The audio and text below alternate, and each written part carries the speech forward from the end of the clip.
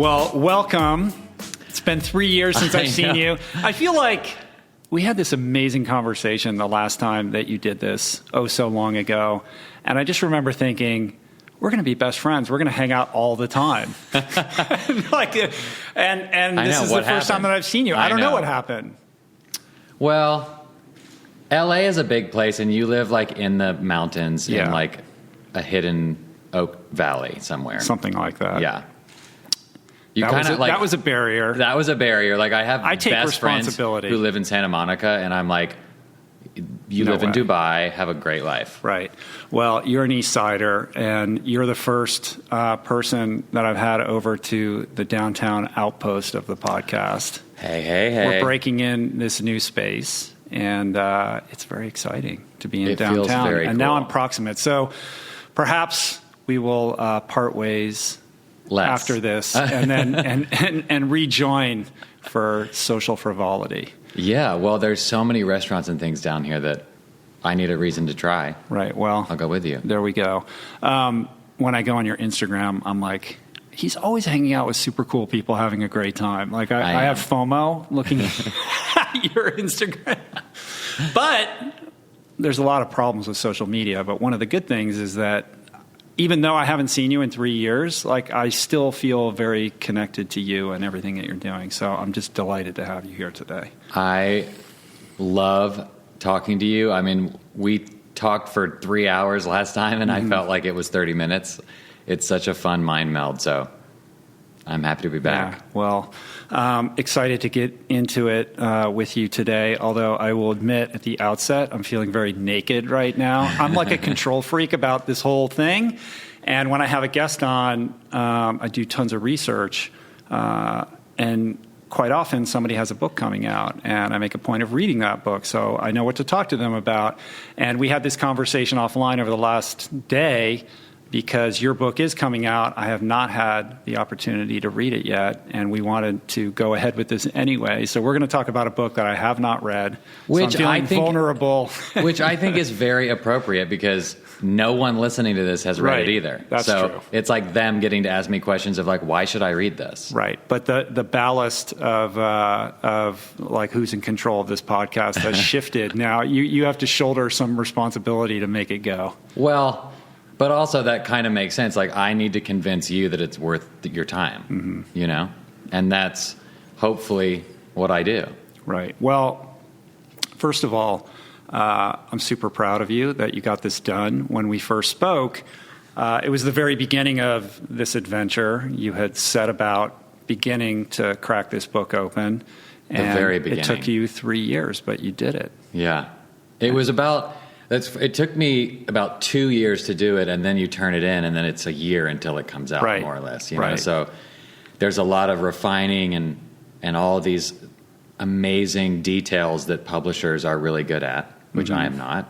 And then it exists, which is so fun. Like, it was so nascent and such like a dream in my head, and so scary, and a mountain that I could see from the valley when we first spoke. And now it's a physical thing that I can hold in my hands that now is given away to strangers who it'll become their experience now. Right. They love it. They hate it. It means nothing to them. Like, I can't control that anymore. It's now out. How do you feel about that? I feel pretty zen about it, because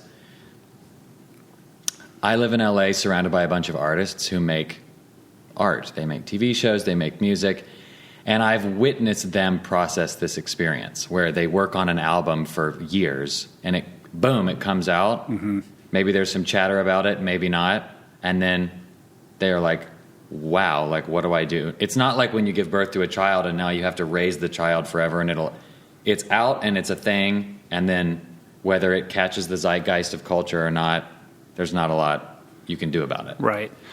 I would say one distinction, perhaps, is that being a writer and putting a book out in the world, there's a certain responsibility that you have as the author to help people care about it. If you're a musician, or if you're making a TV show, you've got a gigantic infrastructure behind you to get people interested in watching that television program. It's a little bit different when you write a book. Yes, you have the publisher, and that publishing house has you have a publicist and all that kind of stuff. But one thing I've learned is you really have to carry that mantle yourself. And I know you're doing that. You're going on this you're going to be gone on a book tour for a while. Yeah, right? I'm doing just a few book events, and then we'll see if other ones manifest, because I really enjoy talking to people and live. It's really fun. But yes, I do carry that mantle, because I believe my intention with writing the book was write the book I wish I could have read when I was 23, and my identity was totally in flux.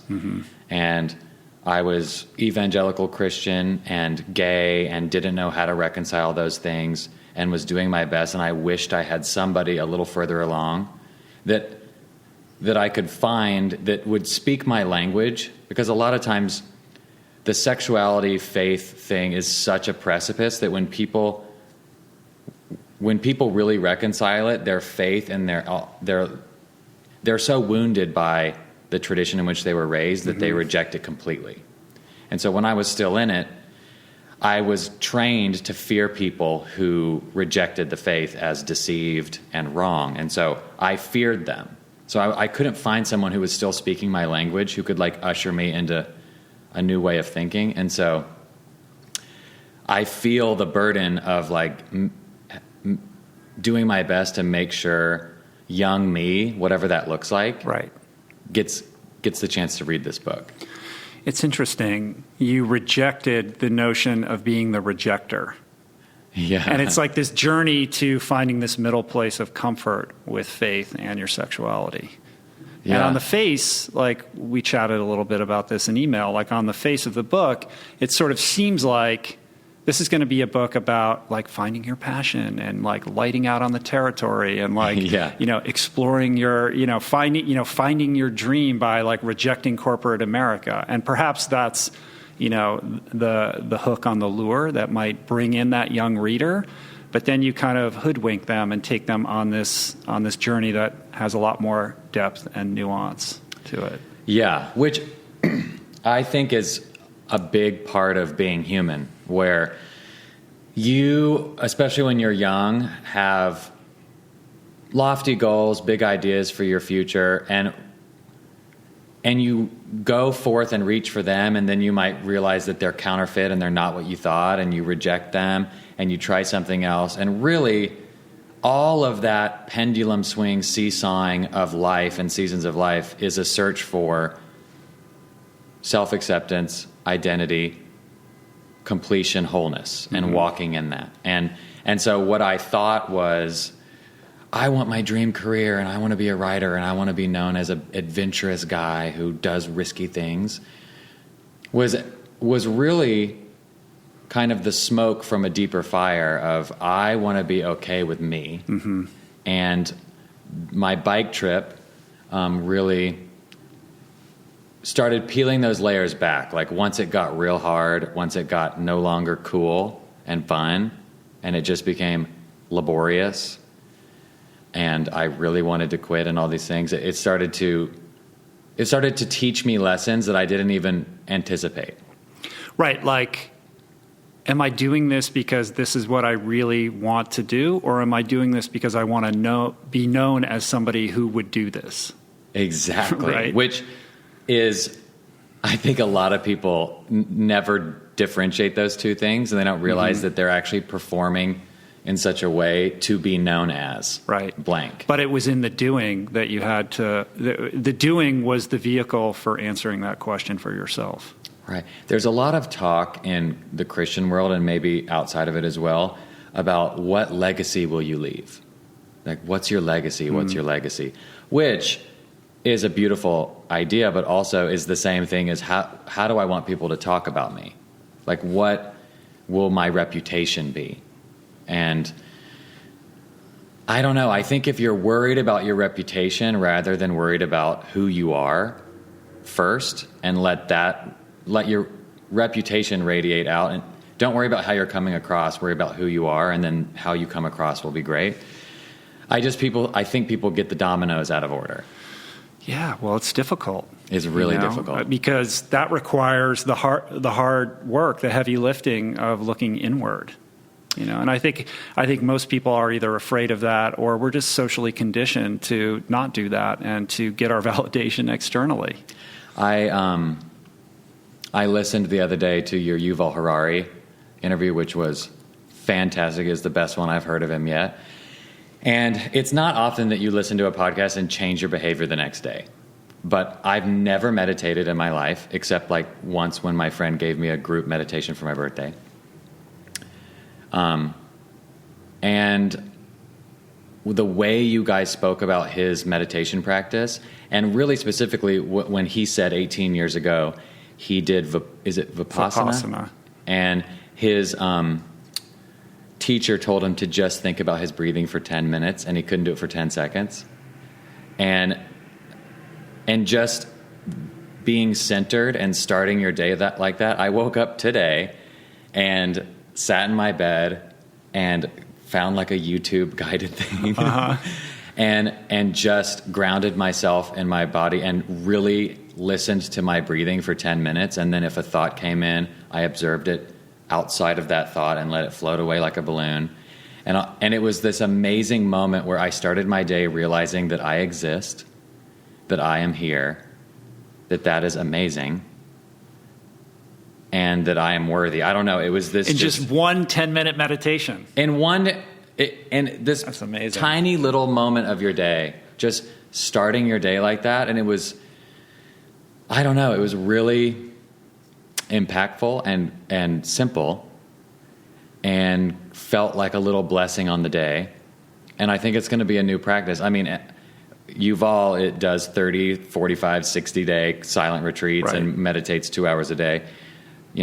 We'll see if I get there. Well, it's super intimidating when you hear that. Right. But when you hear him say, he couldn't go 10 seconds without, his mind attacking him.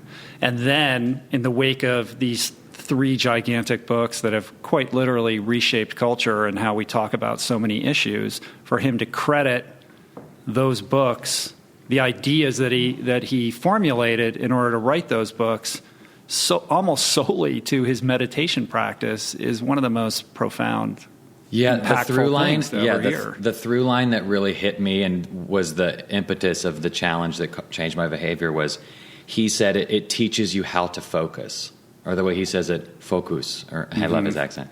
And it's very hard for me to focus on anything for more than 10 seconds. I mean, we have obviously our phones. You have someone coming in the room. There's a leaf blower outside. Your brain is leaping constantly. Maybe now more than it's ever been. And the ability, and writing this book taught me that I really struggle with focus. I could write, I had to do 20-minute spurts and then give myself 10 minutes allowed to look at my phone, and then 20 minutes again, 10 minutes, 20 minutes. It was like, that's how I wrote the whole book. I think Yuval wrote Sapiens like a year after we did our first podcast. Oh, and he's on he just released his third book. His ability to focus is extraordinary because he exercises that muscle through meditation. And I was like, wow, if I could focus, imagine the clarity of thought. And I was thinking as I was going to bed last night, which is why I took a note of it, reflecting on that podcast. There are like 3 types of thinking in the world. There's like the particulate thinker, the categorical thinker, and then the systems thinker. And the particulate thinker only responds to the thing right in front of their face, which is, I think, most people. They don't analyze their life. They're not thinking about an issue. They're thinking about... reacting. They're reacting every moment. The categorical thinker maybe is somebody who writes for the Washington Post about politics. They know a lot about a category and they think about it in a little bigger picture. But if I ask them about psychology or the environment, they would be like, I don't know anything about that. Yuval is a true systems thinker. He flies above the earth and looks at the ecosystem of all things and somehow can synthesize it and pull the relevant patterns out and just speak it so crisply and clearly. where it makes the world make a little more sense. And I know I'm a systems thinker. I'm nowhere near him. But that's like, I always am like feeling and absorbing the patterns that transpose over everything, like the unity of truth through nature, human behavior. I just see it like a unity in the way things are. And I want to exercise that muscle. I think it would be a gift to humanity if you did that. I mean, I think I agree with you. I think what's unique about you, and perhaps what distinguishes you from Yuval's approach, is that your gift is in, yes, you're a systems thinker and you can find this unity, but it's all through the prism of your own personal experience, and you convey it with a personal truth that also strikes a chord of universal truth. And I think that's why everyone connects to your writing so deeply, because you may be talking about something that happened to you or something that happened to you, you know, with respect to a relationship that you have, but we can all find some commonality in that experience. Like that's where I feel your power and your strength is in what you write. Wow, thank you. Well, Yuval's not, he doesn't talk about, like, he's not filtering it through his own personal experience. It's very, it's sort of antiseptic, you know? Yeah, and I mean, that's the kind of beauty of, if you look at the world like an orchestra, everyone has their instrument and their note to play. And each one brings its own important moment to the symphony. Mm-hmm. And maybe the way I communicate what I've learned, or a truth or a feeling, the way that I communicate will impact someone more than the antiseptic, just history synthesized by a different type of book. And that's why I like encourage people when they're like, I don't even know, I don't have anything original to say, you know, I don't know if I should write. And I'm like, no one has lived your life in that exact way. If you can just write truthfully about your experience, that will have value because you exist and you have value, period. But it requires you to connect deeply with your interior life. And, and you have that. You have, you know, meditation aside, whether you never meditate again, you're very in touch with your emotional landscape, and you have an ability to bring voice to that. I think I've thought a lot about that, because I don't know why I am that way, but I think it has to do with when I was a kid and realizing I was gay and realizing the world was not made for me. I didn't feel safe. I didn't think, oh, I'm not safe, but I didn't feel like I was fitting in. And in that moment, my brain got real curious about how everything works. I needed to understand the lay of the land so that I could find ways to fit in and not as a survival get lost mechanism. And so very early on, I learned to like jump up above the city and look where the roads go so I don't get lost. Where a lot of people, if you're just like handsome or pretty in 8th grade and everything's working great for you and you had no awkward moment, you just float right on through and you never even think, how is this happening? You're just reacting and it's working out for you. Right. So let's go back there. You grow up gay in an evangelical Christian environment. And from what I understand, you felt compelled to kind of hide from that, I suppose. Mm-hmm. Maybe you have a different word for other than that. And to kind of exert some semblance of masculinity to prove to the world that you were other than perhaps who you were or are. And that became expressed in being this adventurer and trying to show the world this masculine, you know, version of yourself, or your idea of what like a young man is supposed to be. Yeah, I think there's a lot of gay men who, in those early years, they become either performatively masculine, or their natural disposition and their like feminine expression causes them so much hurt that they retreat and then, I mean, they're really wounded by their environment, and they run away to West Hollywood and finally are free, you know, and they're at the club and they're like, F you, mom and dad, I'm free, you know? Right, like compensating in the other extreme. Exactly. And I was in middle school, I had a really high voice, and it must have been really feminine. I mean, I had middle schoolers ask me if I was a girl. And I'm like, I don't think I am. I think I'm a boy. But I think, and it's not like I sat down and made decisions. I was just reacting to the world, trying to survive. And I tried to control the way I spoke, so as not to get asked that again. I tried to control the way I moved my hands so as not to be noticed.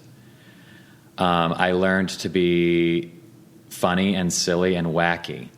And that was a thing where I thought, well, if I make fun of myself, I'll beat them to it and take the wind out of their sails. So if I'm the funny guy, I can insulate myself from mockery.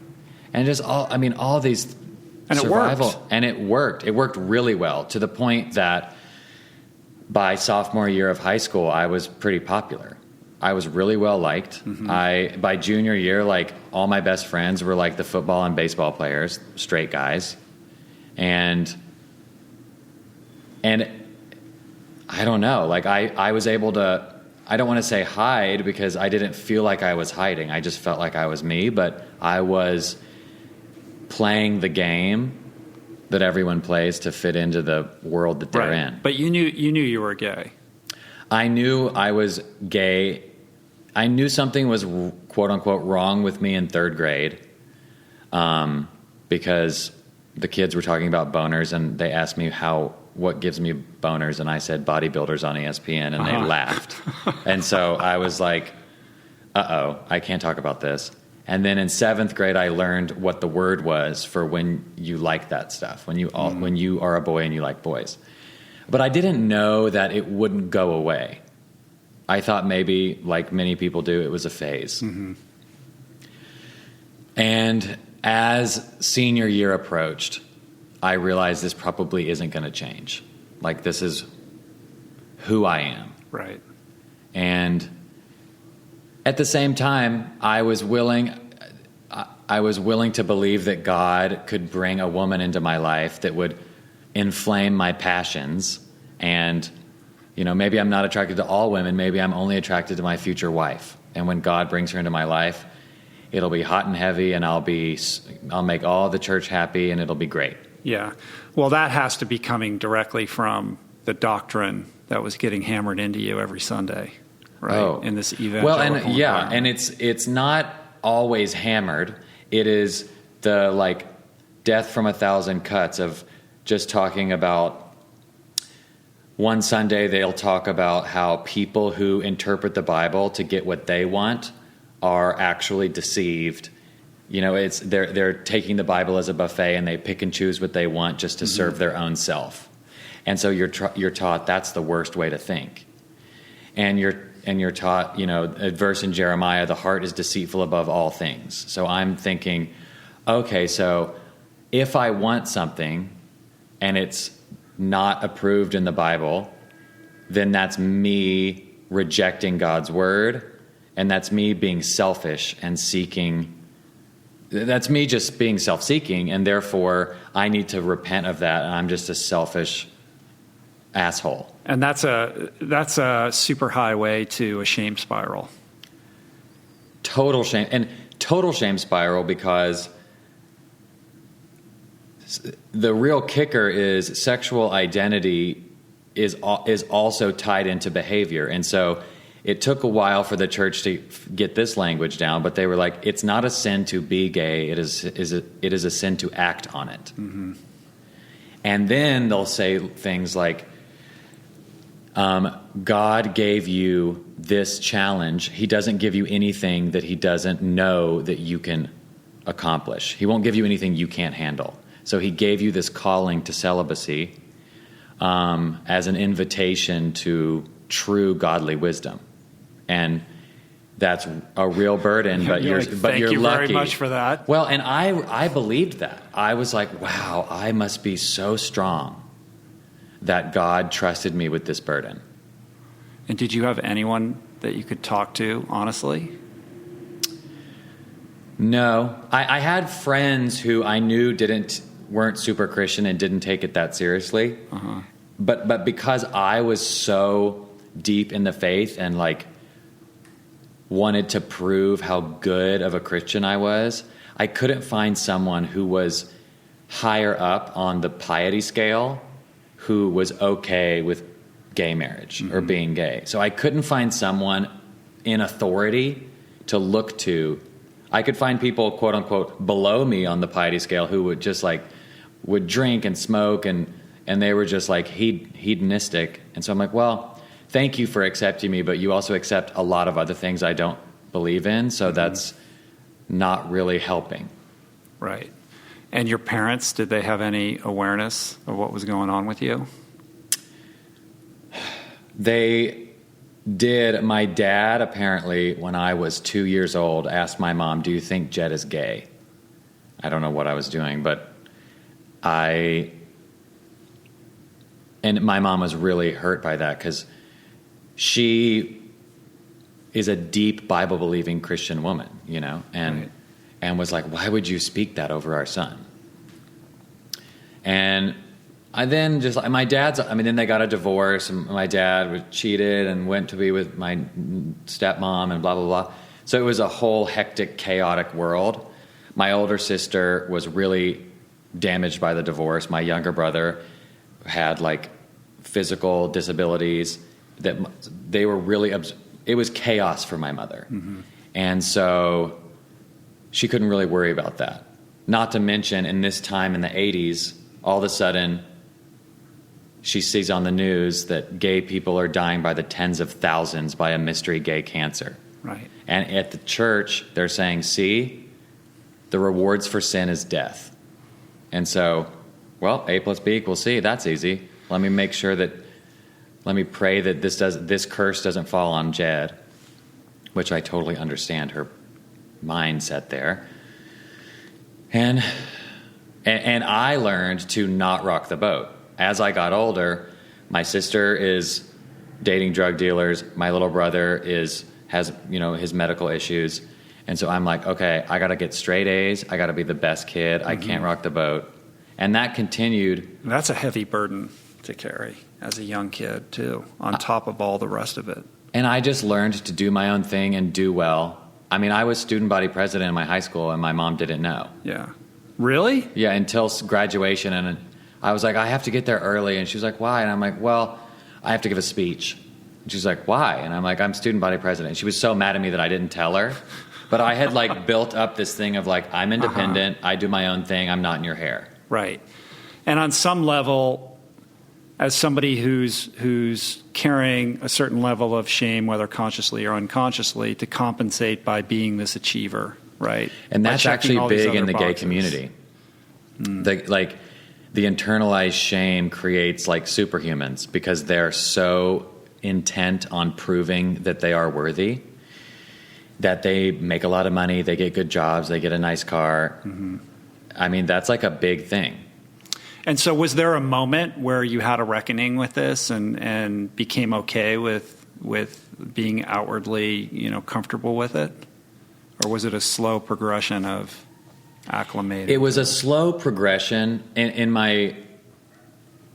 then there was a moment of reckoning. For me, it was my mid-20s began my deconstruction of my faith, in the sense where the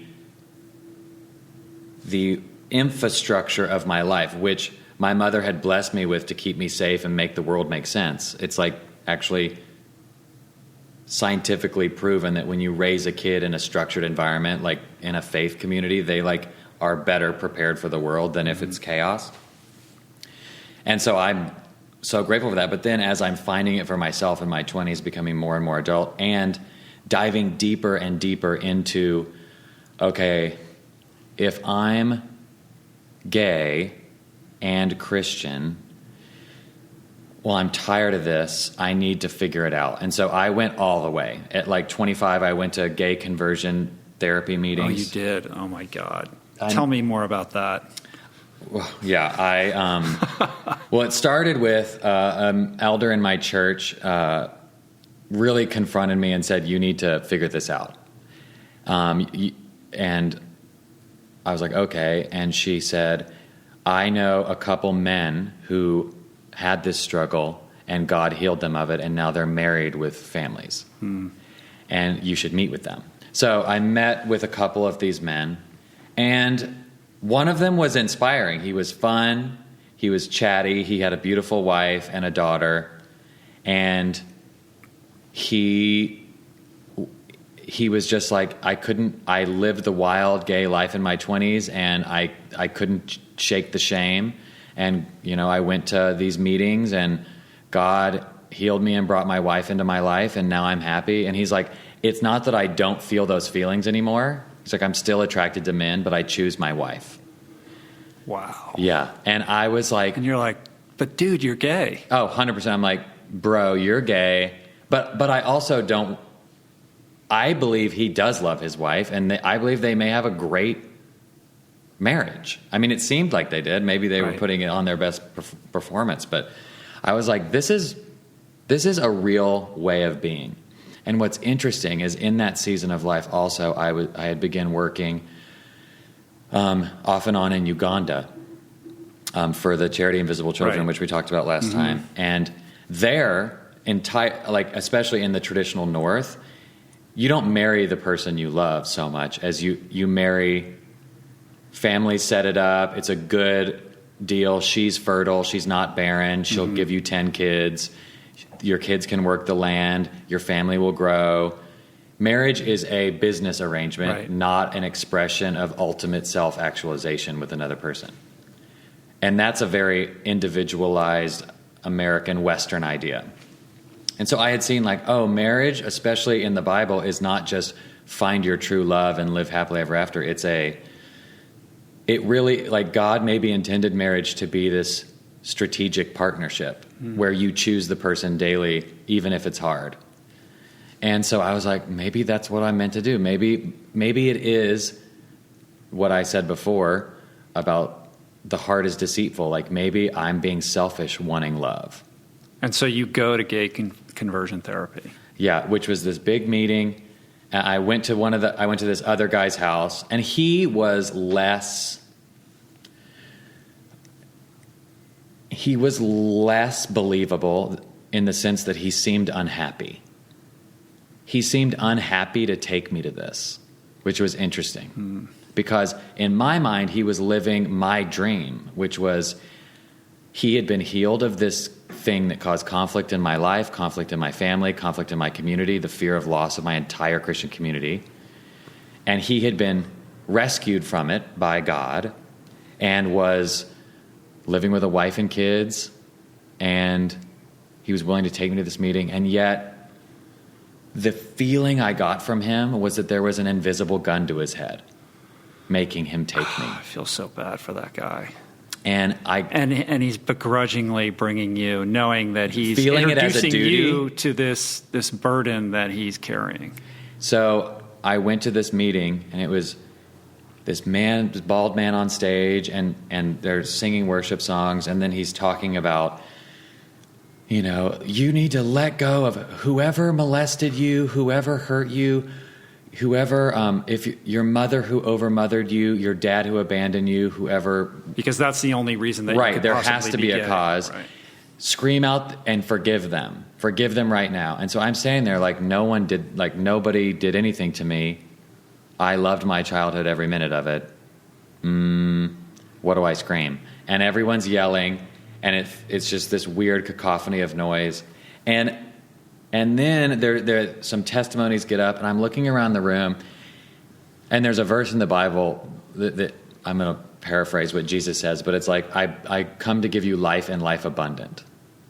And you will know false teachers by the fruit they bear. If they bear good fruit, it is of the Lord. If they bear bad fruit, it is not. And so I was looking at this, and I'm like, this is not good fruit. These people are so burdened by shame,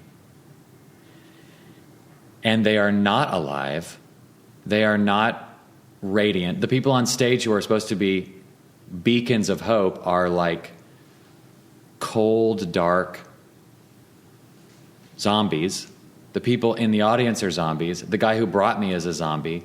I'm like, I don't think this is life and life abundant. Right, it's life and resignation.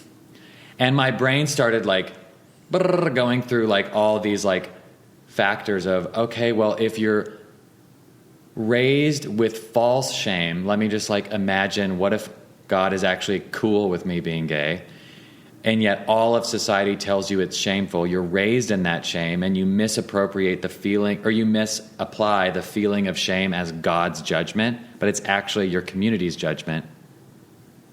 Then maybe we've got this all wrong. And so I, right at that moment, started to break it down. How old were you? I was like 26. I mean, that's a pretty good self-awareness. I mean, well, that's what in middle school, I had to be like, figure out, what am I? What is the world? I had to, or else I would be swallowed up. Mm-hmm. And the real kicker is, around that time, maybe a year later, I made a new really close friend who was a couple years younger than me, and he didn't know I was gay. Most of my friends did, but I don't always super signal that I'm gay, especially to people who are a little oblivious. And so he didn't know. And we spent all of our time together. And this was still, I was in the headspace of figuring it out. I hadn't like realized it was okay to be gay. I was like processing this. And we were, at this point, I think I was 26 or 27. I'd never kissed anybody. I'd never held hands with anybody. It was like buried. And he would sleep over all the time. We spent 24 hours a day together. He was just my best friend, straight as an arrow. And in his sleep, he was a sleep cuddler. He was like a deep sleeper, and he would just throw his leg over me because he'd like roll around. We'd be sleeping on the floor. We'd be wherever. And I would be awakened with this jolt of like sexual desire that I had never felt in my life. And I wasn't really aware, because I had sectioned off that side of my brain, that I was in love with him. I had like written a narrative that he's my best friend, we do everything together, my soulmate. But I, in love with, attracted to, were things I had moved into a basement that I wasn't allowed to look at, access, or think about. So it was interesting. I was compartmentalized, self-aware. I was really self-aware in certain ways and willfully ignorant to others.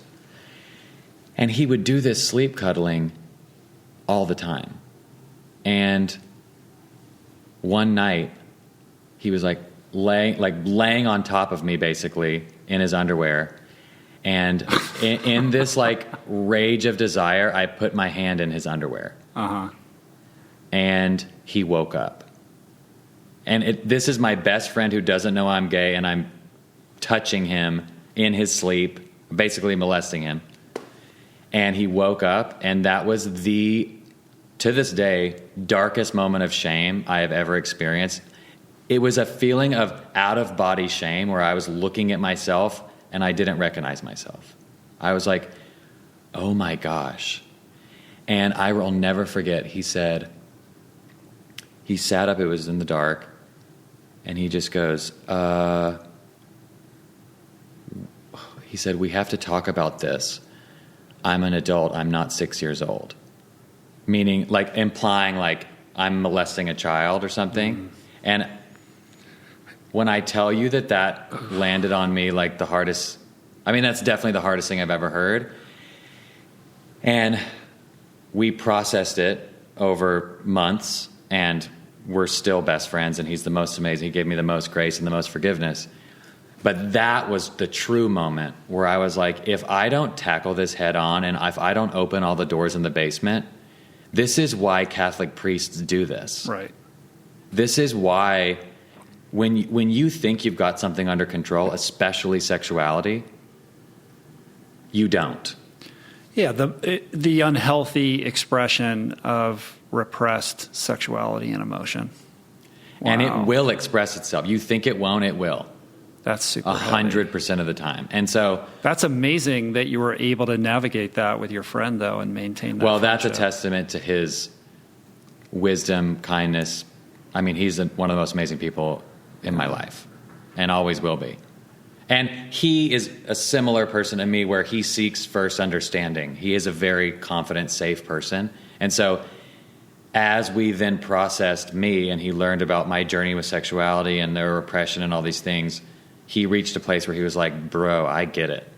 Like, he's like, I'm straight. I've been kissing girls since I was 15. I can't imagine being 26 and completely removing sexuality out of my existence. Having had like no sexual experiences. None. And I was 26. Imagine doing that. I'm not condoning or excusing anything any priest has done, but just imagine suppressing that for 45 years. Yeah. You can compartmentalize your life, and then you're in a position of power. This is why, like, the celibacy requirement in Catholicism is a problem. Yeah, it doesn't work. Clearly. Human beings are not wired to function in that way.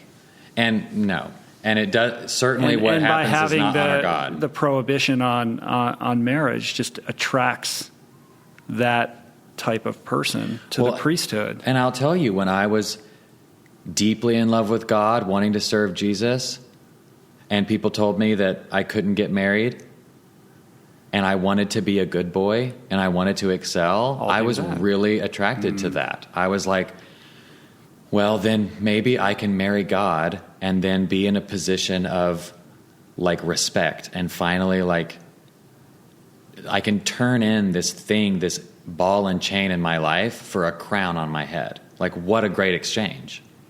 But the trick is you never get rid of that ball and chain because it's woven into your DNA. Right. The idea is that if you then do that, it will go away, it will vanish, it will dissipate.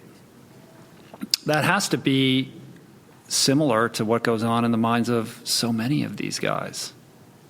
It must be. I mean, it's so funny when you, like, listen to Yuval Harari, you listen to these, like, people who've studied the evolution of man and evolution of life, and you realize that pretty much everything we do is so we can end up having sex. Right.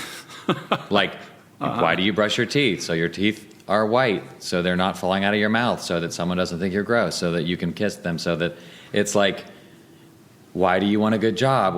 It's like, so that you can procreate, have a family. I mean, that's, like, so deep in our wiring. And then obviously there's, like, complex scientific theories of, like, why homosexuality is 3 to 10% of the population, but it's got to be in there somewhere. Like, our sexuality is wired into us. Yeah.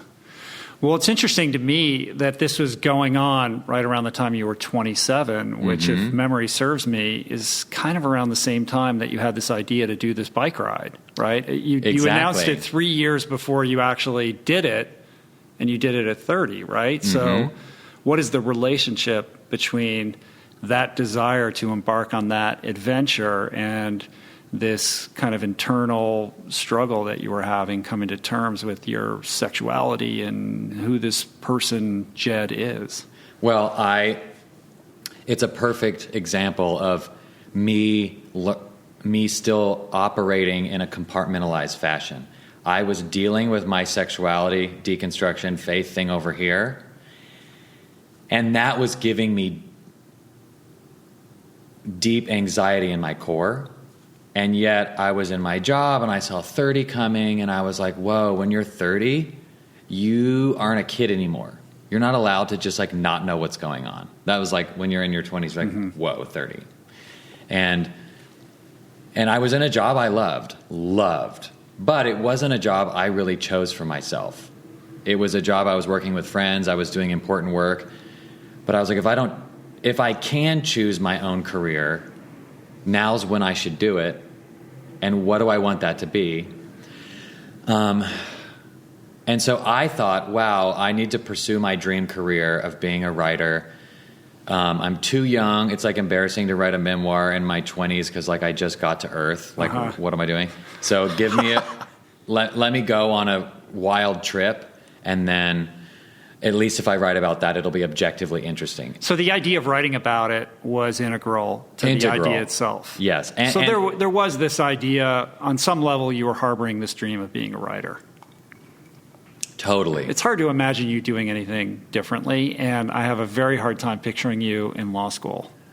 Well, I loved law school because it is a lot of reading and writing, as you know. But I liked learning how civilization works, like property law and tort law, like these things, all these words I had heard in the news, all of a sudden, the like specific ways in which if you have the intent to even touch someone, that can be a battery, even if it's nothing. You know, it's like all these like little details. I found that endlessly fascinating, and realizing that law is actually the imagined infrastructure of civilization itself. It is. It is. And I just had never really put that together. So law school was this like endless discovery of the way the world works, which I fancy myself a systems thinker. So seeing that. So the greatest gift of law school is it trains you to think in a very specific way. Yeah.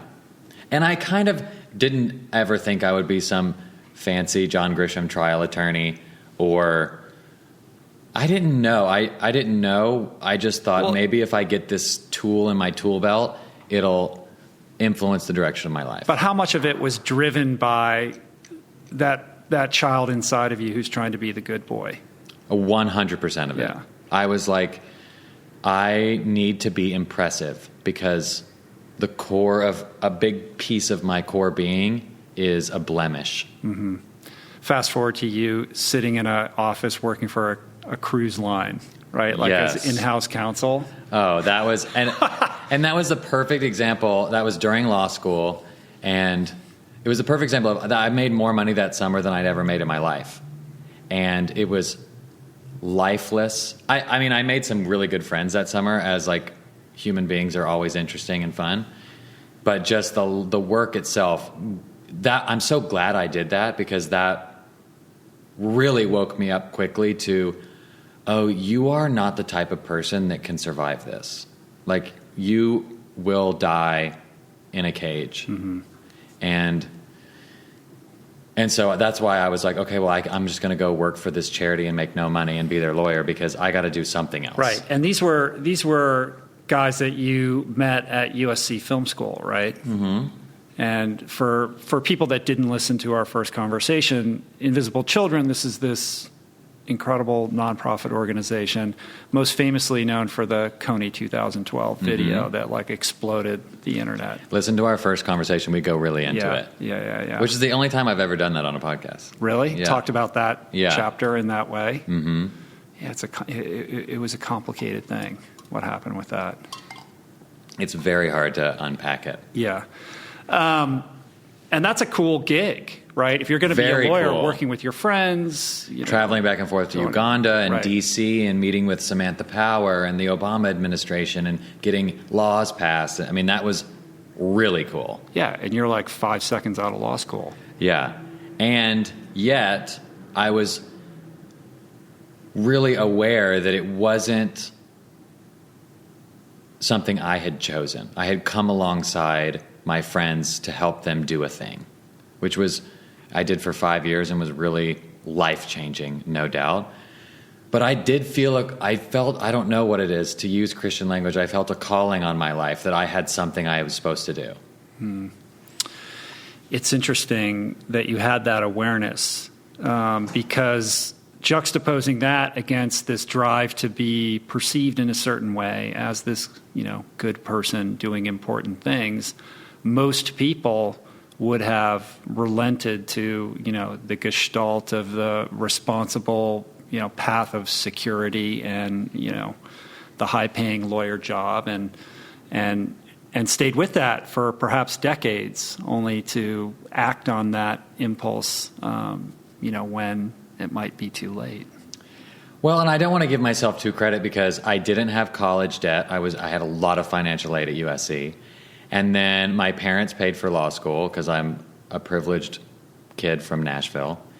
And so I entered the world able to just like survive on $400 rent and bean and cheese burritos ready to roll. Do you know what I'm saying? And that is a serious privilege. Most people I know now, I'm 35, are still paying huge college debt. Yeah, and what most people do, and what I did, was in addition to that debt, I was able to tolerate a semi-intolerable professional existence by compensating by buying a bunch of shit. Right. You know? You're so like miserable and leasing annoyed. a car I can't afford. Yeah. You know, it's always like a little bit outside of your grasp, and that's the death knell, because that's what gets you hooked.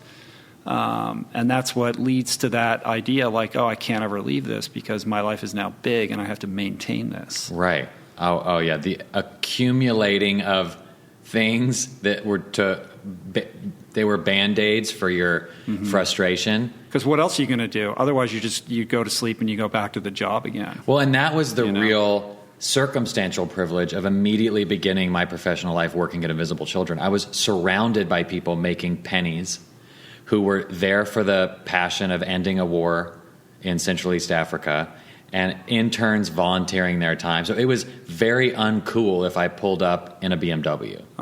That's like not the culture. Right. The culture was to sleep on the floor, to stay up all night, to call your senator, to call your congressman, to go to Uganda. It was like deeply woven in. And my Christian upbringing, it's like sacrifice, service, all these things. It really scratched a lot of itches. And I loved it so much. Well, I think it speaks to, you know, the next move that you make, and this decision to embark on this ride from Oregon to Patagonia speaks to this theme that you kind of address in the very first pages of the book, which is this tension between these mixed messages that we're given when we're kind of coming of age, which is, on the one hand, you know, seek the you know, the career that puts you on an upwardly mobile trajectory, and then out of the other side of the mouth of that same person is, you know, think different, or you know, live your passion, and those butt up against each other, and it becomes very difficult to reconcile what fits your own personal blueprint. Yeah, I mean, that's the thing is the circumstances of your youth often deeply always influence that chain of events in your 20s. If you were raised where your parents were in crushing credit card debt and life was falling apart, you think, I'm not going to be like them. I'm going to be financially responsible. I'm going to do the opposite. If I have friends who were raised in fabulous wealth in Texas, and they went on to be barefoot serving the homeless. I ain't going to be like that. And they're going to drive a beat-up Camry to show that they don't want daddy's money. And so there's like a lot of identity, like pendulum fluctuation there. But I totally understand that it's society's duty to actually give you a certain flow chart of how to make it in this world, because it's really hard to do it, to figure it out on your own. So I don't fault society for like telling us, here's how you do it. But I also would hope that society would say, there are a million ways to do this. Don't get sucked into to the allure of thinking you have to do it this way, and if you don't, you're going to fail. And I really think with the gig economy and what's happening with now that millennials are in their 30s and late 20s, they're discovering really that old pathway is not functioning the way it used to.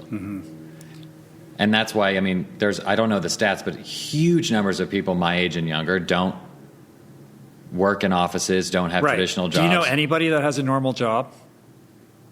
I swear to you, I have to think about it. Yeah. Like, I live in LA, and to like go on a hike on a Tuesday at 11 a.m. is the most normal thing in the world. It's so true. And I don't know. And that's like, I mean, I think, you know, LA, I remember when I have a vivid memory of when I first moved to LA, and I was a lawyer in San Francisco, and I moved here for a law firm job. And this is pre-gig economy, but there's something very unique and strange about Los Angeles because you could go into a Starbucks at 2 in the afternoon and it would be packed with people, and you're like, do any of these people work? Like, they all look like they took a shower this morning. Like, how does that even make sense? I remember it just blew my mind. This city is more than any other. Yeah, but it expanded my horizons of what was possible. I mean, prior to moving here, it never would have occurred to me that you could find gainful employment pursuing something that you cared about in a way that that defied our traditional notions of what that social contract looks like. Yes. Because of the entertainment industry, somebody who's very talented at carving faces out of styrofoam can actually have a career. Exactly. Well, and you're like, how did you get there? Yeah. But that's what you're saying speaks so clearly to the importance of modeling or representation of different ways of being. I mean, in terms of representation in the arts, where you have people of color, you have people with different abilities and talents coming up in storytelling. I know that when I was a kid, watching Will and Grace changed my life because I thought being gay was flamboyant in a pride parade, and then I saw Will, who was a lawyer in New York, and I was like, oh, you can just be, you don't have to be in a thong. Yeah. You can just hang out and be normal. Yeah, we have this idea that every young gay male is the kid who's sashaying down the hallway. Which is 12. great if he is, like, fantastic. But that wasn't me.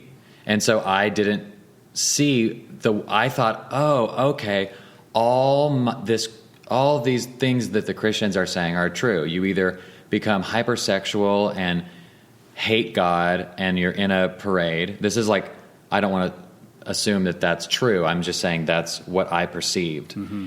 And I was like, well, where are the like happy married gay couples who like are clothed and have jobs? Like, where are they?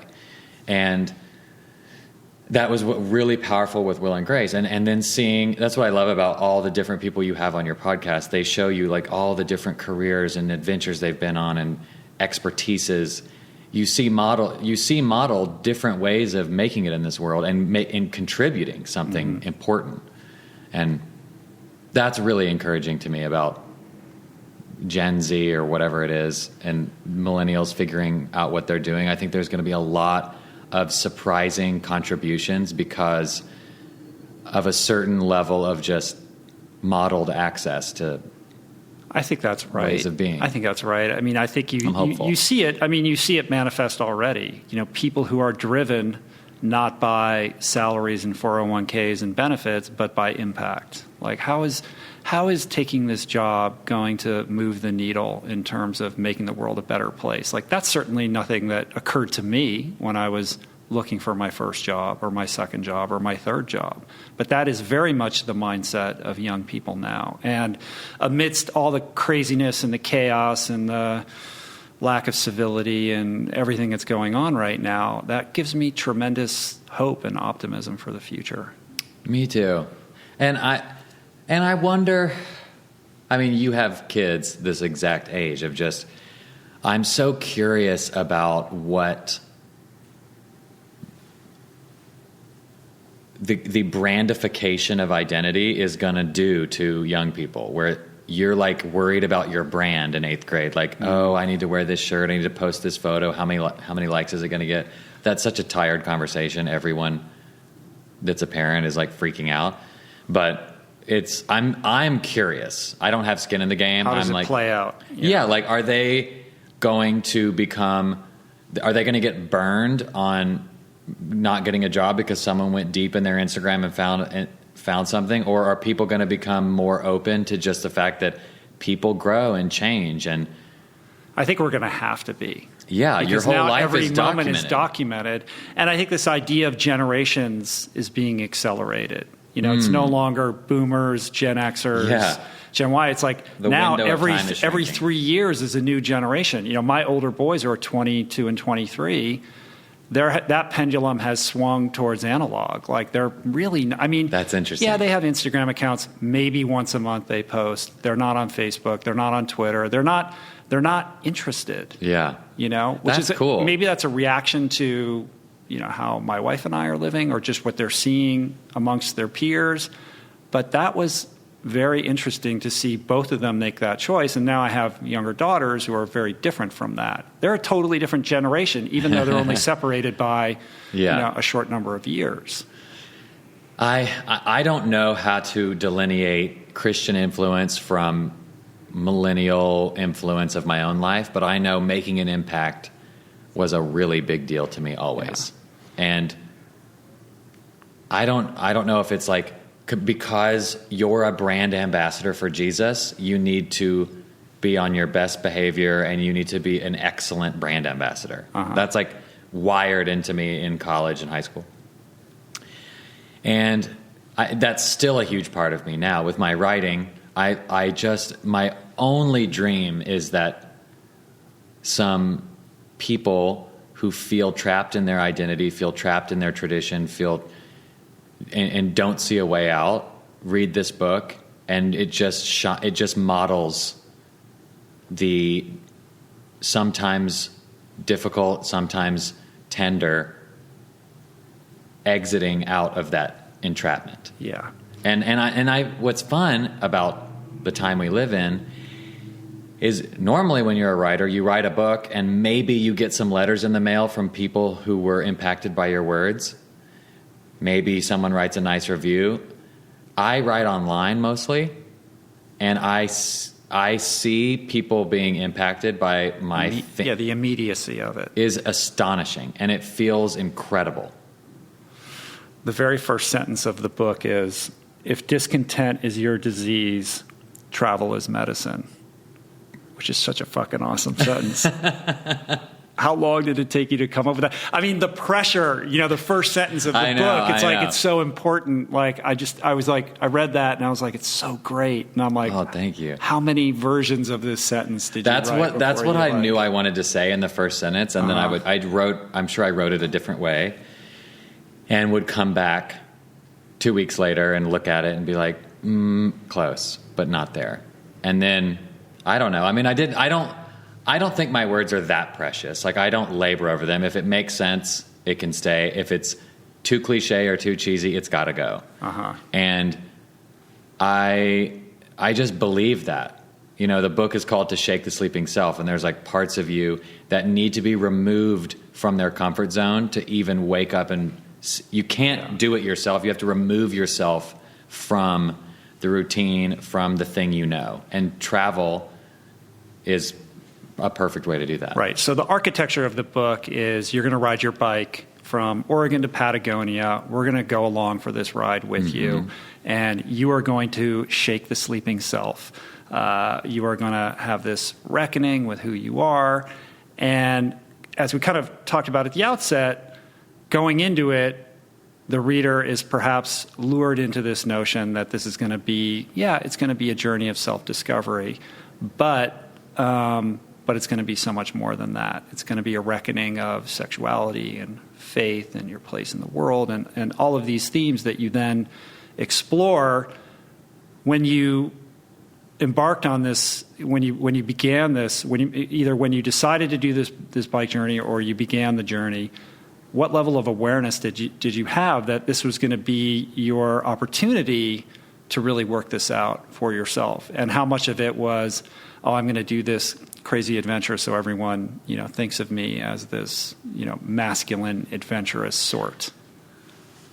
Honestly, the performative masculinity bit of it came later through reflection. I didn't realize that I was trying to be the most outdoorsy, the most... Man, like, I know that I can't throw a football or throw any ball, and I know that there are certain, like, dude things that I just cannot abide. But I was like, I don't know a single dude who's ridden 14,000 miles on a bicycle, so at least I'll have that, like, metal on my jacket. But that was not so much conscious until later. I knew that it would be a rite of passage. I intended that. And in especially maybe 10 years ago, 15 years ago, there was a big movement in like reclaiming masculinity in the Christian world. There was like a whole Wild at Heart, all these things. And that impacted me. And one of the things they talk about is like our culture does not have a rite of passage, especially for men, like to go from a boy to a man. And a lot of traditional cultures have had that for 50,000 years. And I love that idea, that sense of liturgy, that sense of putting your body in a thing that goes, before I was this and now I am this. And I was like, well, this is a very sign of the times that I'm going through my rite of passage, not at 13, but 30. But with any developed society, childhood is extended. So I extended it very far. Yeah. And I knew it was a rite of passage for me, intentional. I didn't know what was on the other side. I didn't think it would be so much about figuring out my faith. I didn't think it would be so much about figuring out my relationship with my family, sexuality, God. I really thought it would be going from an amateur writer to embarking on a project to become a real writer. That was what I was conscious of while it was happening. And it wasn't until the reflection of actually writing the damn thing that I realized what was really happening, or what really had happened. Right. You had this, I read an interview with you where you quoted something your friend John Chu said, which is, if you want to be good at something, you have to do it first. Yeah. Right? He's an amazing director. He just directed Crazy Rich Asians. What an insane success story. Oh, my God. I mean, and I went to college with him, and he was a star in college. He's just an amazing person. So you knew, like, this guy was going to make big movies. But he, and he's, like, made a lot of great movies, but this is his moment to, like, become, like, to have the runway to do whatever he wants, which I'm so proud of him. He's just the best person in the world. And he got asked quite often, because he's, a darling of USC, so he'd go back and speak to the film students, and they'd ask, like, what do you suggest? Like, how do we make it? And he's like, if you want to be good, you have to do it first. He's like, you have an iPhone or a Samsung something, and that thing films really well. And if you're not making things all the time, then I don't believe you. Like, that just means you want to be famous. Yeah, you like the idea of being that person, but you're not actually in love with the actual craft of what it is to do it. If you want to be a writer and you don't write, then you don't want to be a writer. You want to be known as a writer. If you want to be an actor and you're not doing local theater, you don't want to be an actor. You want to be famous. It's like, if you really want to do something, you'll do it wherever you are. And especially in this day and age, I mean, some of my favorite music, I find out that the girl in London made it in her bedroom on her laptop and put it on SoundCloud, and now it's like my favorite song in Los Angeles. Right. I think that's how Lord's first album was made. Yeah, in some canyon in New Zealand, and now she's a household name. So if it doesn't billow out of you out of necessity, then you're doing it for the wrong reason. And you cut your teeth. You literally cut your teeth as a writer on Instagram. Well, so I didn't know I was a writer until I was told I was. So this happened in Invisible Children. I started as their lawyer. And then we would be in meetings and trying to figure out how to articulate the campaign for high schools, how to like synthesize this information. And then they would ask me what I thought, and I would say what I thought, and they would be like, write that down. That's exactly it. And that led to, okay, Jed, will you just write this out for us? And then we're going to use that. And then that led to, okay, we don't want you to be our lawyer anymore. Hire someone else and do this full time. And then all of a sudden they're telling me, you're really gifted at articulating, synthesizing ideas in a way that is approachable, in a way that a high school kid can understand this complex issue.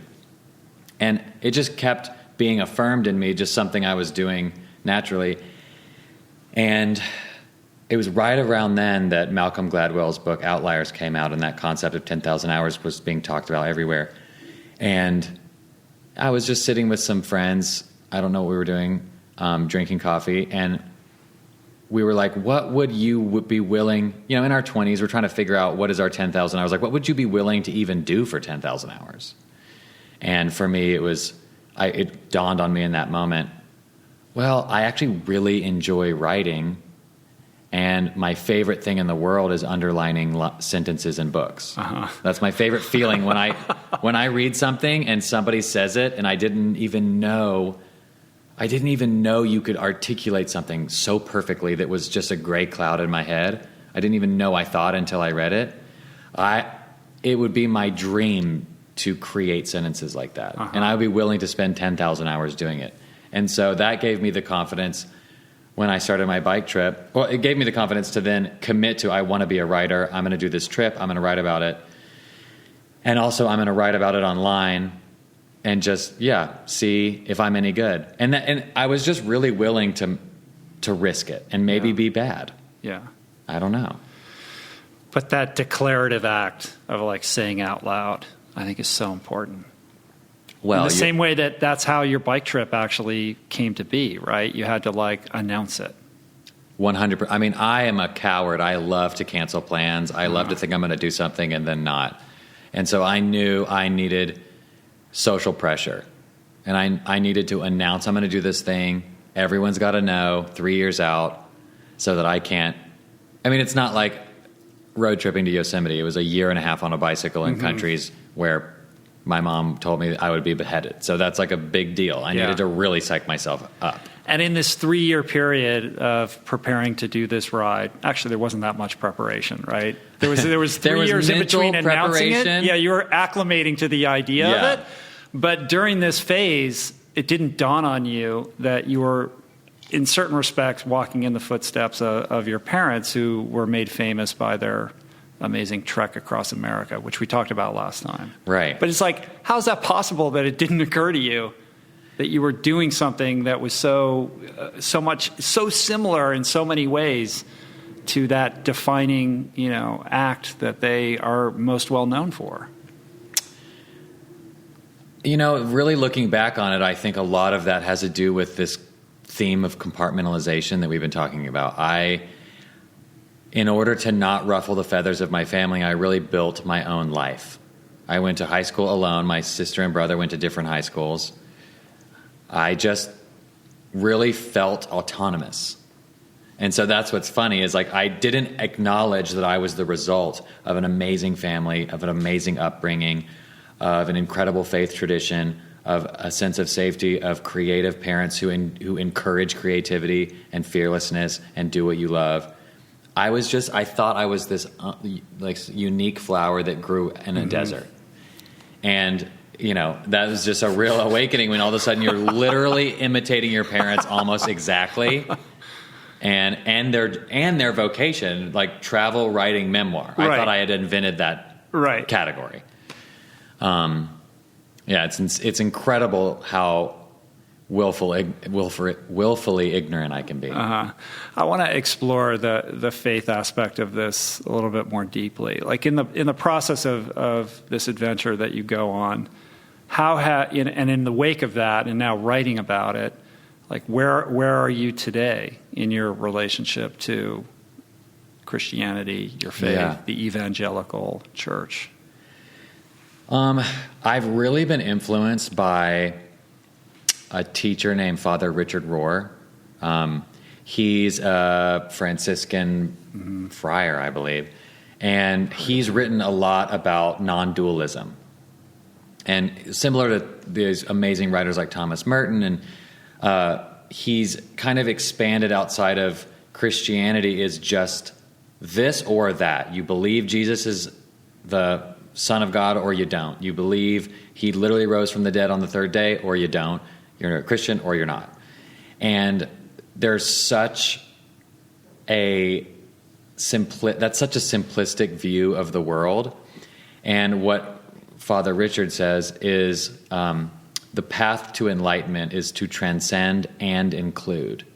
And so when you feel like you've moved through something and it's no longer for you, understand that it was for you because it brought you here. And it's not saying that like I'm wiser than evangelical Christianity or something. I'm just saying that I tried it my damnedest. I went full bore and had my first kiss at 28. First time I had sex was 30. And that's because I tried it real hard. I led Bible studies.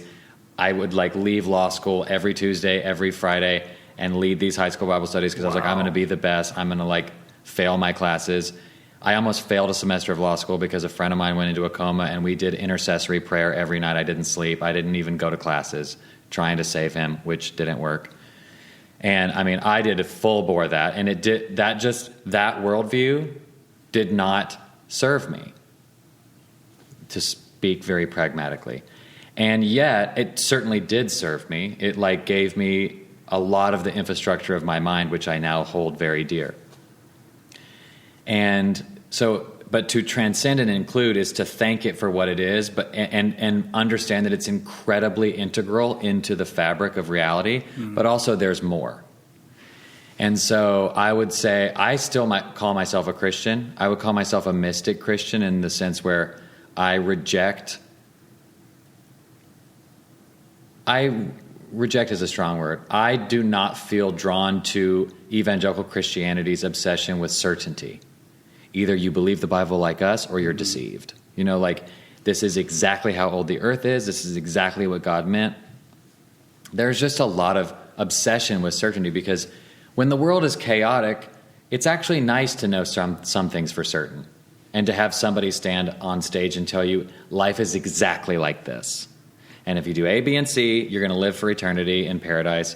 If your world is falling apart, that is very comforting. Yeah, it's an antidote to fear. It allows you to sleep well at night.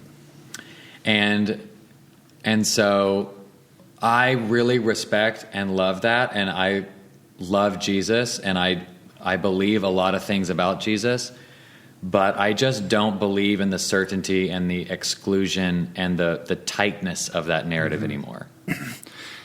It sounds not dissimilar from the kind of things that Rob Bell talks about.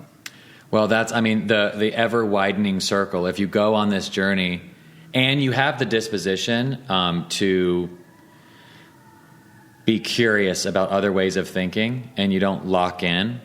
I mean, that was the thing where, like, evangelicalism never stood a chance with me, because I'm too curious, and I too deeply, like, hold things with an open hand. Mm-hmm. I don't to me, locking in, like, this must be how life is, only this, and then I see it bang up against reality over and over and over and over again, and then all of a sudden your brain has to be a lawyer to, like, convince you that your old worldview still fits in with reality, and you're constantly in this, like, legal battle with the worldview you accepted as truth and new evidence. I mean, that's the history of the Christian church, is them, like, scrambling to... And I was like, that just is not... I don't want to constantly scramble. I just want to hold it with an open hand, right, and see what comes. But also understand that I come from a tradition. I come from a sincere relationship with God that I still have. And while my language may have expanded, my understanding of the universe may have changed, expanded, I don't reject it. I don't believe it. I don't want to even say it hurt me. It taught me. I was at a conference this past weekend on the East Coast, and one of the speakers was so amazing. This woman, Nadia Bowles-Weber. Have you ever heard of her? Mm-mm. She's a Lutheran pastor, but if you saw her, you would think that she plays bass in a punk rock band in the East Village. Cool. She's got sleeve tattoos down both arms, like this wild gray hair. She's about my age, and just like fire in her eyes, and like this spirit. And she rocks like the collar, but she cuts the sleeves off the shirt. Whoa. And it's just like, I'm like, who is this person? I love a good remix. Yeah, like... Wow. She was really, really powerful. I'm going to try to get her on the podcast. But, Lutheran pastor in Denver. I mean, it's a really special thing. I don't remember the exact statistic, but it's something like 85 million Americans consider themselves born-again Christians, which is a lot. It's almost a third. And then if you include Catholics and all these other things, it's like most of America. And so if you cannot speak that language and you cannot see the world that way, then you're going to lose a lot of communication and connection with human beings all around you. It's such an important point. I mean, as somebody who grew up in Tennessee, born of the evangelical tradition, this mystic stuck in a millennial body, as Tom Jedidiah has referred to you as, and as somebody who grew up in what sounds like a relatively conservative community, but you being this progressive, how do you what's your perspective when you look at the dialogue that we're having right now about culture, about politics, about social mores? It's a very toxic scenario that we find ourselves in. And I'm always thinking about ways to bridge that divide. We're so siloed, of course. I mean, it's a trope at this point. But if we don't find ways to exude compassion and ways of shelving our judgment in the interest of trying to bridge this divide so that we can be the United States of America, we're in big trouble. Well, Jonathan Haidt talks a lot about this in his book Righteous Mind, which was so influential in my thinking. I recommend everybody read it. But in order to have unity of any kind of nationalistic unity, you need a common enemy. So the more divided a country gets, often it means the more we bicker about smaller and smaller things, it's actually it signifies a pretty healthy society where you're freaking out over little nuanced things happening in government. Whereas when you have a common enemy like Pearl Harbor or Hitler, I mean, that's why the greatest generation rose out of the world having a common enemy, the Axis powers. And it created this entire generation of Americans that felt unified in, we are America, we stand for virtue, we stand for valor, we stand for democracy against tyrants. And you still see people using that language in a generation like mine, where war is so bifurcated into things that don't feel like war. They feel like response to terrorism. They feel like so provincial and strange and alien and complex. And why are we even fighting this? To where now, a lot of people my age see someone in uniform and they have mixed emotions about it. Mm-hmm. They're not like, wow, what a hero. They're like, wow, what are you doing over there? And that really, the breakdown probably began with Vietnam. I wasn't alive, but what I perceive of history. And we felt it a little bit in my lifetime with 9/11, where America became America for 6 months or something.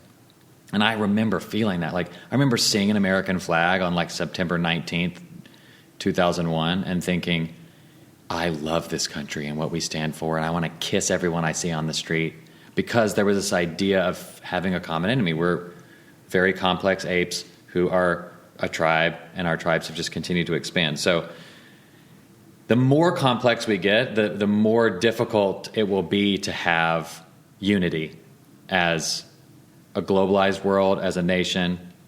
And so Yuval Harari, as he said on your show, thinks climate change could do that, but as you said, it's so ephemeral, it's really hard to hate a temperature degree difference. Yeah. What does that even look like? In terms of the way in which we speak to each other and the complete falling apart of civil discourse, I think a lot of it has to do with us reverting to these natural instincts of creating enemies out of those that disagree with us. The moment you can call a group of people cockroaches, you dehumanize them, and or deplorables, or whatever you want to say, and you create a categorical stereotype that is now able to be crushed. And I was listening to this interview of Oprah by Van Jones the other day, and Van Jones asked her, if you had 10 minutes alone with Donald Trump, what would you say to him? And I loved her answer. I'm still thinking about her answer, but she said, I don't know. I don't really speak to people if I won't speak to someone if I know I won't be heard. And so I'd probably be silent. Or she said something like that. And I really thought about, if you can't be heard, And this is what happens when a liberal and a conservative are shouting at each other. Yeah, nobody's listening. No one's listening. I mean, and that's actually brain chemistry. When you're in an argument, the part of your brain that learns new information loses blood. The part of your brain that is the filing cabinets of your own argument is raging with neuron, like firing. And so the part of you that learns is turned off. The part of you that defends its pre-held positions is on raging. And so heated arguments, that's why nothing good has ever happened on Twitter except being surprised by news. Is like no one in a Twitter battle ever reaches a new idea. It's rare. I'm sure it's happened. But so I think there's places, certainly important places for people to be angry. Anger is an expression of pain, is an important expression of pain, and it gets attention and draws attention to a cause. And then I think there's important places for people who fly 30,000 feet above and say, let's understand where you're coming from, let's understand where you're coming from, and let's let you both reach a place of relative safety where you can hear each other. And so how do you do that in a one-on-one? I mean, you live in Silver Lake, but you go home, like you're home all the time, right? You're in Tennessee. You're part of that community still back there. Oh yeah. So when you are engaging somebody, one-on-one or at a dinner party or you're with your mom, what does that look like? If you do not have respect for the person you're talking to, and if you cannot entertain the fact that you might be wrong, you cannot have civil discourse. It becomes charity at that point. It becomes patronizing. It becomes propaganda. I don't know that everything I believe is true. I believe certain things have significant evidence and other things do not. I've never seen a polar bear die from global warming, but I know a lot of scientists agree that it's happening. And so I tend to trust experts. I am a progressive person. I'm socially progressive. I've seen how progressive policies have impacted my life as a gay man and the life of my black friends, the life of my people of color in my life. I've seen how progressive policies have changed history. I've also seen how hyper far left policies have destroyed entire nations. Mm-hmm. And so fiscally conservative people have a lot of good ideas. For me, you can have a good conversation with anyone if you're curious about what they think and why they think it. Mm-hmm. And a lot of times people have never asked them. And so I tend to remove myself. I feel like a very small ant on a very large planet. And so screaming at my cousin for voting for Trump and believing that climate change is not real feels like it's going to give me high blood pressure and I don't know what's going to change. Mm-hmm. Whereas if I am curious about why he thinks that way and then I make him feel safe and respected, he may be curious about why I feel that way. And I've had conservative friends tell me, you're the only liberal person I can talk to. Mm-hmm. And they're like, why is everyone so angry? And I try to break it down. And I'm like, because they're scared. Yeah, and that's a two-way street. Mm-hmm. But I think if you approach those conversations from a perspective of curiosity, like you said, or to come from this place of, that's interesting, tell me more about that. I want to understand. And I feel like that's the note I play in the conversation. That's my personality. I believe that the angry, screaming activist is also an instrument in the orchestra. I believe it. Yeah, everybody has their part to play. Right. Those people are important because they toe that line or they show you where that line is. And they may not be converting people to their perspective, but they're letting you know where that line for them exists. And I'll speak from experience. Ferguson, the marches in Ferguson happened in 2014 while I was on my bike trip. And I thought I was this open-eyed, progressive Los Angeles person. And I remember they were marching through the streets, and I was like, why are these black people so angry? Like, how did they just mobilize after this one random person was killed? Like, I just was so ignorant. And that rage and mobilization, that I was like, there must be some current of truth in what's going on and what they're saying, or these people could not unify to make a statement like this. The streets are full of weeping black people. And that expression of rage, anger, woke me up to start asking questions and say, clearly what I thought was a post-racial America was wrong. Mm-hmm. And that is obviously led our whole country down this conversation. And the tipping point was anger. Very true. Very true. I've had my own journey with that as well, where you think, I'm a liberal. I know what's going on. And then something gets thrown in your face and you realize I still have growth in this place. But to be able to hear that and not just react and be defensive, but to take it in, pause, meditate for 10 minutes. Well, and people who are defensive, people who are quick to anger, that is always rooted in fear and the fact that that it just might be true, and fear that their safety is compromised. And it's sincere. And so you learning through other people. Of course, some people are hotheads and they're angry too often over small things, but oftentimes, especially when there's an entire angry culture or there's an entire movement, then you need to listen. There is truth. There is deep truth woven in there. That is the immune system of humanity flaring up. Mm-hmm. Speaking of truth, truth is the touchstone in your writing. It's all about personal truth and trying to find a way to tap into universal truth by expressing your personal truth. And I know firsthand how difficult that can be when you're writing a book that people are going to read, and there's other human beings involved that happen to be real people in your life. So how did you tiptoe around that?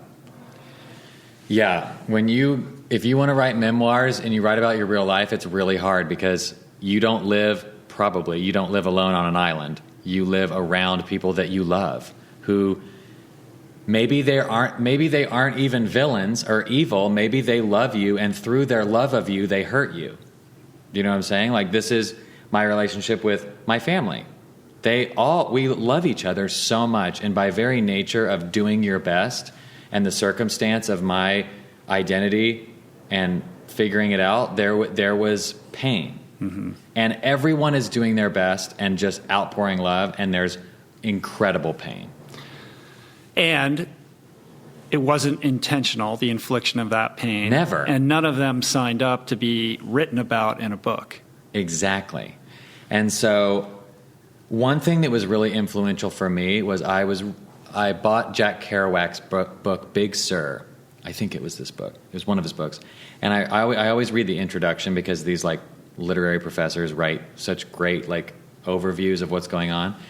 And one of the things this intro said was Jack Kerouac, his books are full of colorful, inappropriate, wild people, and you'll never hear him say a bad word about any of them.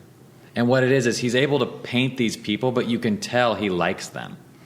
Even though they're doing the craziest shit and they're being horrible to him or whatever, he likes them. And you can feel that in the page and on the page and in the way he talks about them.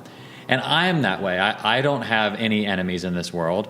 I couldn't love my family more. I love them the most. I couldn't love my friend Weston, who went on the trip with me. His real name is Philip, and he is Well, if you're going to say it here, why didn't you just write Philip in the book? Well, no. The thing is, it's the same reason Sia covers her face with a wig. You can Google her face at any moment. Uh-huh. But it's just one level. It's one step removed. Just gives a little bit more privacy. And he is very wild in the book. I mean, compared to me, who's recovering goody two shoes. So I was just I'm going to give you one step removed. He didn't want me to do that. I just wanted to. Uh-huh. And that's probably a little bit of being triggered by Kony 2012, and you never know when you put something out into the world how people are going to take it. And so I was I'm just going to give you one click. But I wanted to write honestly about people, from the position of I love you, but what you do is interesting. And that kind of like disconnection and disassociation, I hope, is conveyed in the book. Did you have that conversation with certain people beforehand? No, I did it afterwards. Well, with Philip, I did. He said he gave me permission to write whatever I wanted. With my parents, I didn't. I actually thought I was extra loving and generous in trying to write about them, but also truthfully. And it was hard. My mom read the book and was really hurt by the way I spoke about her. And that's, you know, if I'm just like, Rich, you're like one of the best guys, we're like best friends, and just like, you know, you're kind of like, he's kind of cheap, but he's like the best guy. Like all you'll hear is, you think I'm cheap? Right. You know, your brain, if someone speaks about you in anything but an overflowingly congratulatory or celebratory way, that's what you latch onto. And especially when they have somewhat of it's going to be in public and you don't have a way to defend yourself or give your own perspective. I learned so much about my mom from her reaction to my book and my misunderstanding of my own childhood. Such as I thought she was this like just Jesus loving, I mean she is, person who forced us to go to church all the time because we just had to love Jesus. Little did I really comprehend how hard it is to raise 3 kids alone. And when your dad is off somewhere writing books and not in the picture enough and it's on you and you have no money, the only real safe place to go in that time was for her to take us to all these church events and take us on retreats and make us go on these things. Because it's like, I can't handle all these kids at once. I mean, I have friends who are married raising 1 kid right now and they can hardly brush their teeth. So I'm like, how on earth did my mother do this? I have no idea. And so that's something, of course, I never perceived that my mom was a human until I was about 22. I thought she was this like force of nature, right, as a lot of us do. And there are those moments that land on you like bricks where you realize that your mom is a 16-year-old girl who got older. You know, your mom is you who got a little older. And that, I mean, that's just things I can't see. And when you look back on your own childhood, your truth is your truth. So I didn't change it in the book of how I perceived it, because that is exactly how it is. But she gave me some perspectives of her experience that I was like, wow. I included some of that in there. And is she okay now? She's okay. Is she nervous about the book coming out? Listen, she is a wise woman who's been through a lot and walked across America and had a very public, brutal divorce with a famous author and her famous, and she's lived. And so she is not a fragile woman, and she's got God on her side. And yes, she does. Yes, she does. So I'm not worried about her. I mean, our relationship is complicated, you know? And I'm in that flux as we record this podcast. Mm-hmm. I don't know when I talk to her next what it'll be like, you know? So, but we both, even when we have really intense email exchanges, we're not very confrontational in person, but we're both writers, so we get real deep in the emails. And they begin, it's almost like we took conflict resolution courses. They always begin and end with utter adoration and love, and I will never leave you, I will never stop loving you. And then you say the really hard shit, and then you land it with, I will never stop loving you, I will never leave you, I will be there. And that, like... So it's safe. It allows you to, like, express this thing and know you're not about to lose a relationship. Mm-hmm. There might be boundaries. There might be things we never see eye to eye on, but the foundation of the relationship will never leave. Right. Barb, right? Yeah, the dream. The best is when you do these Instagram stories and you're with Barb and she's getting loose with her friends. Pam. Unbelievable. No, they're like, this is the thing. She's very easy to love. Uh-huh. I mean, she's the most incredible woman. My dad is an amazing man. My family is amazing. But That's a big it's complicated. I mean, and guess what? I'm not like the first person to write about. I'm not the first gay boy to write about their mother in a memoir. Do you know what I'm saying? This is like worn territory, right? But it's not running with scissors. No, it's different, and that's like what's so interesting is every time you hear someone tell a true story, no matter how extreme it is, you're able to transpose that over your life and glean some truth about your own experience. One of my best friends out here has raised this beautiful woman. She's raised Orthodox Jewish and never met a Gentile until she was 19. Mm-hmm. And lived on like Pico Robertson, like right in the middle of LA. And incredibly Jewish family, incredible Jewish family. And she is in her 30s now and unmarried, and that's really hard for her family. And she feels like a failure. And yet she also is like the dopest girl I've ever met and the coolest and lives the most amazing life, and everyone loves her and is so successful.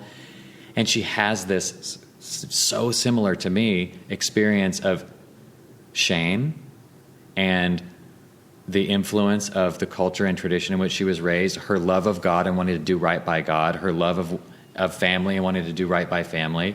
And so when I was telling her about my book and how it breaks down, she started like crying, and she was like, that's my story. Wow. And I'm like, no, it's not. I'm a gay Christian boy. And she's like, no, that is my exact story.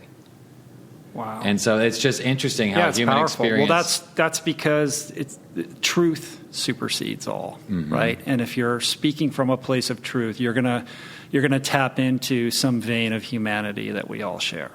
And that's what great writing is. Well, and that's where I remember reading...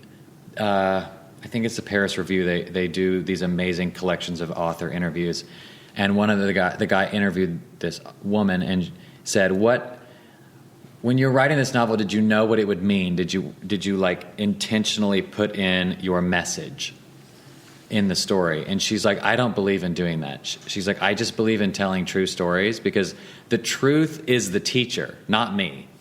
And so if I just tell the truth, then it'll have a message. Whatever message is meant to be conveyed will percolate out of right. that. And the moment you try to be the teacher, then you're probably getting it a little wrong. Right. And so that with this book, I really tried, and you can tell I'm very open about everything, and I'm very much so like that in the book because I'm like, it doesn't serve me to hold a secret. It sits inside my core and like burns and rots. I might as well puke it up in this book, and then it's out there. And then I saw this I've seen this happen time and time again, especially in the Christian world. Hidden secrets that destroy someone's reputation and identity when they come out later. Destroy. And so I'm like, well, if I have no secrets, then guess what? You can't destroy my reputation because if you know me, you know me. No one can get anything on you. Yeah, because you're out about it. But that doesn't mean that it isn't difficult to be that vulnerable on the page. Right? It takes a lot of courage, to be like, okay, am I really going to say this about myself or this thing that I'm not proud of or this event that occurred around which I still harbor some shame? Right. Like, it's terrifying. A lot of that terror is mitigated when you have a really tight-knit community of friends that you respect and that respect you. Did you let them read pages? I let my best friend Lauren read it first, but I didn't let people read it as I was going because I didn't want like the ship to keep turning over and over again at night. I wanted to like get it all out and then figure out what it was. And so once it was all out and my editors went at it, because my editors didn't know me.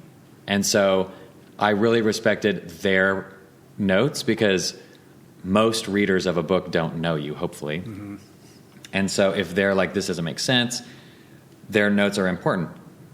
And so once they had gone through and we'd done all those edits, then I gave it to my friends to read because they're my goal is actually to make them like it. Mm-hmm. If they respect my work, then I'm done. because I respect them the most. And so, and what's so special about it is that the ones that have read it are really touched by it, and they're proud of me, and they've underlined things, which is my dream. Right. And so you've already won. Hasn't even come out yet. I feel 100%. I feel, people ask me, am I nervous? No. The thing is, like, I've written a thing that is now a tool that I hope it gets in the hands of a lot of people struggling with identity. And I'm proud of it. My friends are proud of me. You're living a blessed life. I know. And that's the thing is, if you are lucky enough to find a community of friends that you respect, that respect you, a lot of things that people call courage just become natural. Like being open and honest about your life. I don't fear abandonment at all, because this community of friends that I have know everything about me and already won't leave me. I was going to say, you're somebody who's amazing with friends, and then I realized, like, well, I haven't seen you in 3 years, and I'm basing that entirely on this like projected relationship that I have with you based on me following your social media. But all indicia is there that you surround yourself with a lot of good people that you trust and rely on, and you're very much a part of a community. Yeah. And that is, I'm a hypersocial person. I'm a double extrovert. I get energy by being around other people, and I think by speaking. So if I'm alone, I'm asleep, or meditating now. Right. Yeah, that's my new thing. Breathe. So I just am very fortunate to have tracked these people down and forced them to be my friends against their will. And it's just, I don't know, I really feel like when a human being is in community, they are most alive, at least for me. In the fullness of purpose and identity, a lot of those things come through when you feel part of, and maybe this is our evolved DNA to be in a tribe, and when the tribe is united and feeling really close-knit, you feel safe, you feel like you can take on any bad guys, you feel like you're going to make it. And with that foundation of a sense of safety, you can start moving up Maslow's hierarchy of needs. You can start pursuing self-actualization. You can start cultivating respect and character. Because the safety net is there. Yeah. For me, that's the biggest thing. And I always, when people are not ready, if you're 46 and in the closet, if you don't feel safe, I don't blame you for staying in that closet. If you're in any kind of situation and you don't feel safe, that's courage. When you step out and you do not feel safe, but something in you demands that you take that step. I have rarely done that. I mean, I was scared to do this bike trip for sure. That's like the most courageous thing I've ever done. But most of the things I do are because I feel unconditional love and therefore can really pursue the truth of who I am with gusto. Right. It's powerful, man. It's really powerful. In the writing of this book, the original idea was that you were going to do this as a self-published thing, right? Mm-hmm. And then a certain wise person talked you out of it. So, I mean, originally, of course, I wanted it to be published by a publisher, but I tried, and no one was biting. And I had this amazing agent, and she was like, I'm sorry, I've sent it to so many people, and they're just not biting. Maybe we need to rework it. I don't know. What was the feedback? Just, this is a travel log? The feedback was, oh, great, another gay guy, like, mad at his mom. Wow, you, like, are on a bicycle. They're just like, and really it was, oh, you're like Instagram famous? That's not legitimate literature, so no. And I was like, well, and this Invisible Children trained me to be like a raucous punk. So I was like, we're in a new time and publishing is dying, and I'm going to self-publish, and I'm going to show you. And so I started to... And that is a way. 100% it's a way, and people have had huge success doing it. It's an incredible thing. I do not mean to deny that it's not. But one thing that I know that I am is really scatterbrained and bad at a lot of things. that involve any level of organization. And so I was at a conference up in Northern California, and Cheryl Strayed was there. And I had met her once before in Telluride at a film festival. And so we kind of knew each other, hi, you know. And then I had given a talk that morning, so she had heard me give my talk, which like gives you a little bit of legitimacy of like they know a little bit about you. You've been vetted. A little bit, yeah. So we're sitting at lunch, and I probably sat next to her, just like, this seat taken, and sat there, and she goes, tell me about this book you're working on. Like, tell me about it. And she's just like such a good listener, and she has this magic je ne sais quoi that makes you just want to tell her everything, which is why she's such a great advice columnist and advice giver. And I told her that I tried to publish and nobody would bite, and it's a new world, and I'm just going to self-publish and do it myself.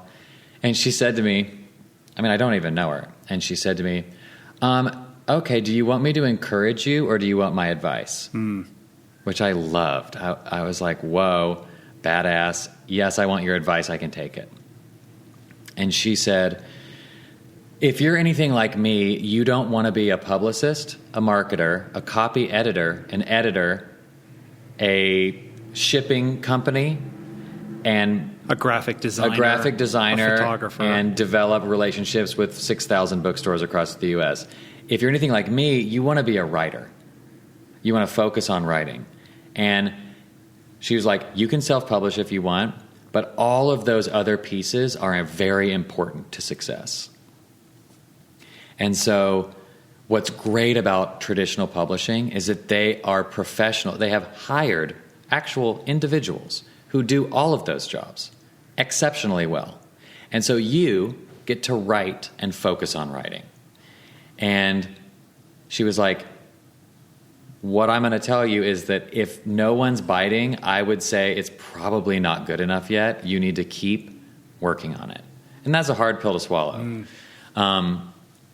But it was the best advice anyone ever gave me. I said, thank you. I'm going to do that. I'm going to think about it, and then I'm going to do that.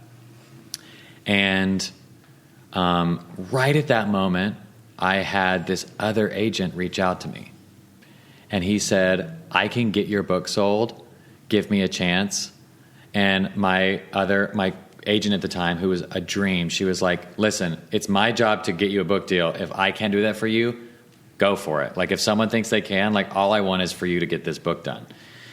So she released me. I went with this new guy. We reworked it, retooled it, went out a couple months later, and sold it to... Did you go back to houses you had already submitted to?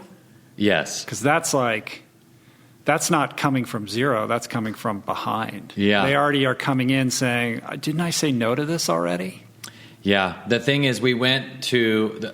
This new agent was older and had real cred with certain imprints at these agents or at these publishers. And so he was like, we've reworked this. I want you to look at it again. And they get so many submissions. They probably barely remembered what I had submitted before.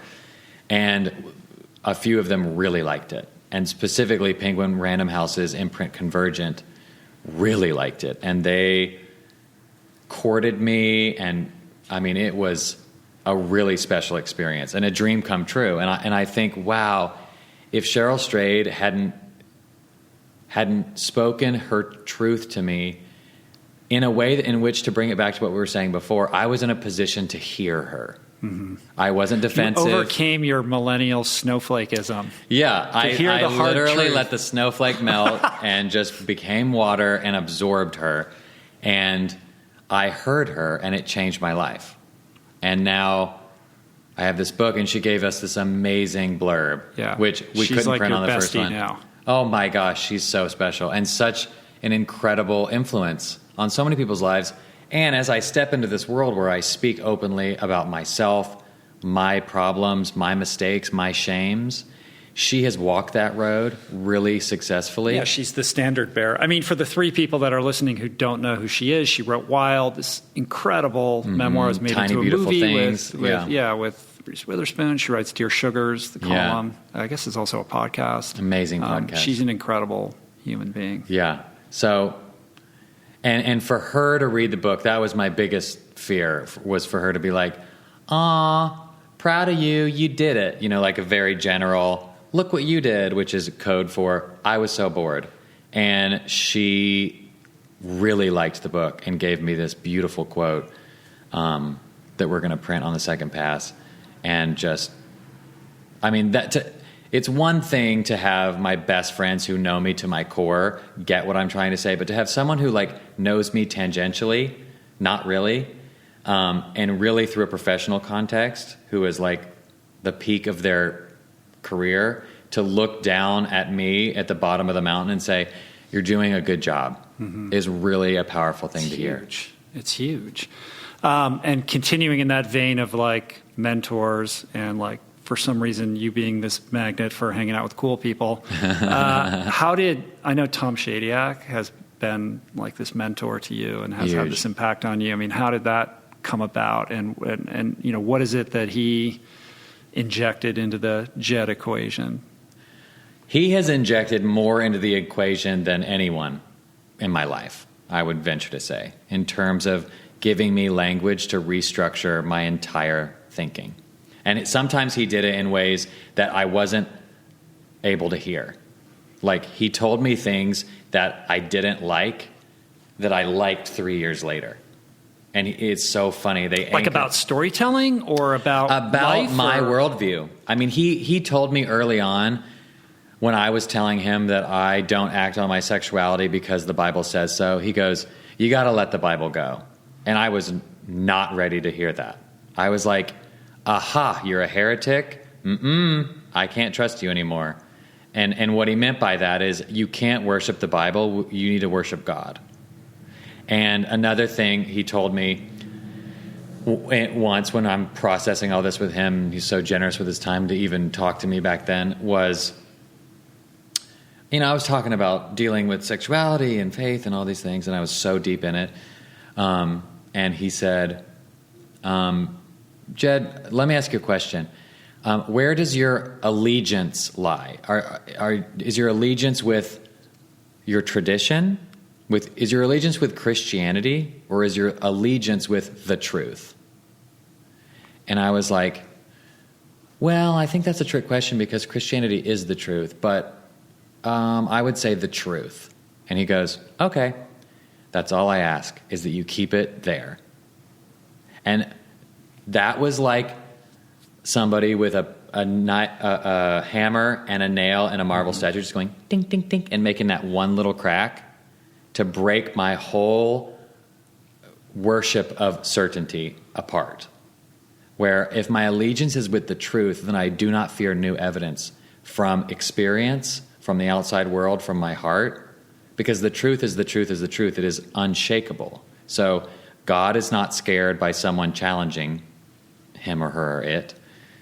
The Bible is not scared. The truth is not scared. And yet there was so much anxiety in defending this tiny little bit of certain truth that my worldview had, and it was so anxious of being perverted and changed and somebody ruining it, that when he said those words, and when he said it then, it didn't land on me the way it lands on me now. He's just really good at telling you things you're not ready to hear. And then you thank him years later. And so how does that manifest in your life and in your awareness and in your writing and how you carry yourself? Well, fully it manifests in I am eternally teachable. There is nothing that I believe that I could not change my belief about, because I'm like, I don't actually care what the truth is. I just believe that it exists. I have no allegiance to what I think it is. It could change. Mm-hmm. And now, of course, the more evidence... It's such a relief. It is such a relief. I have nothing to defend. And the truth is, God is so much bigger that it doesn't need defense. And that is such a exhale of life that I try to embody every day. So when you're mining your psyche and your experience to find that truth and make its way onto the page, what are the devices that you use? Like, what is the litmus test of truth for you? Great question. I think I pursue truth not because it's important, but because it feels good. When I learn something new that feels true, and I recognize it as true, it is a rush. But these are your feelings. Of course. I mean, I don't actually believe in anything but feelings. I mean, there's obviously math and physics, but humans are feelings, and our limbic system is way older than the rest of our frontal cortex, so it's like there's a lot of truth in there. And when I learn something new, like my phone, the notes section on my phone is full of moments where that electricity of recognition shocked me. And I'm like, and I write it down. And then that often becomes something I write about on Instagram. And I feel no compulsion to write regularly. I feel no compulsion like, I haven't done. The moment I have an electric thought, I write it down, and then I process it, and then I put it out there, and maybe it's a dumb thought, but it felt like something true, and I'm just going to test it. And what's fun about testing those thoughts with the world is that if you get pushback or someone says, you're thinking wrongly, or that's not my experience, then I'm like, ooh, good point. Like, let's roll with this. And so, yeah, my litmus test is really, as I observe and absorb living as a human being, and my brain, the pattern recognition software in my brain recognizes things work like this, things don't work like this. So when I see something new that lights up and matches other patterns, that interests me. Yeah. And that's my like ding, ding, ding. You've like conditioned yourself to recognize it. Yeah, you know it. And then I try to find language for it. And oftentimes the language comes in just a few words, and then I'll unpack it, which is, it's the best feeling. It's it's my favorite thing to do. When I read these posts on Instagram, they're so naturalistic that it feels like on some level a stream of consciousness, but it's also so well crafted and composed.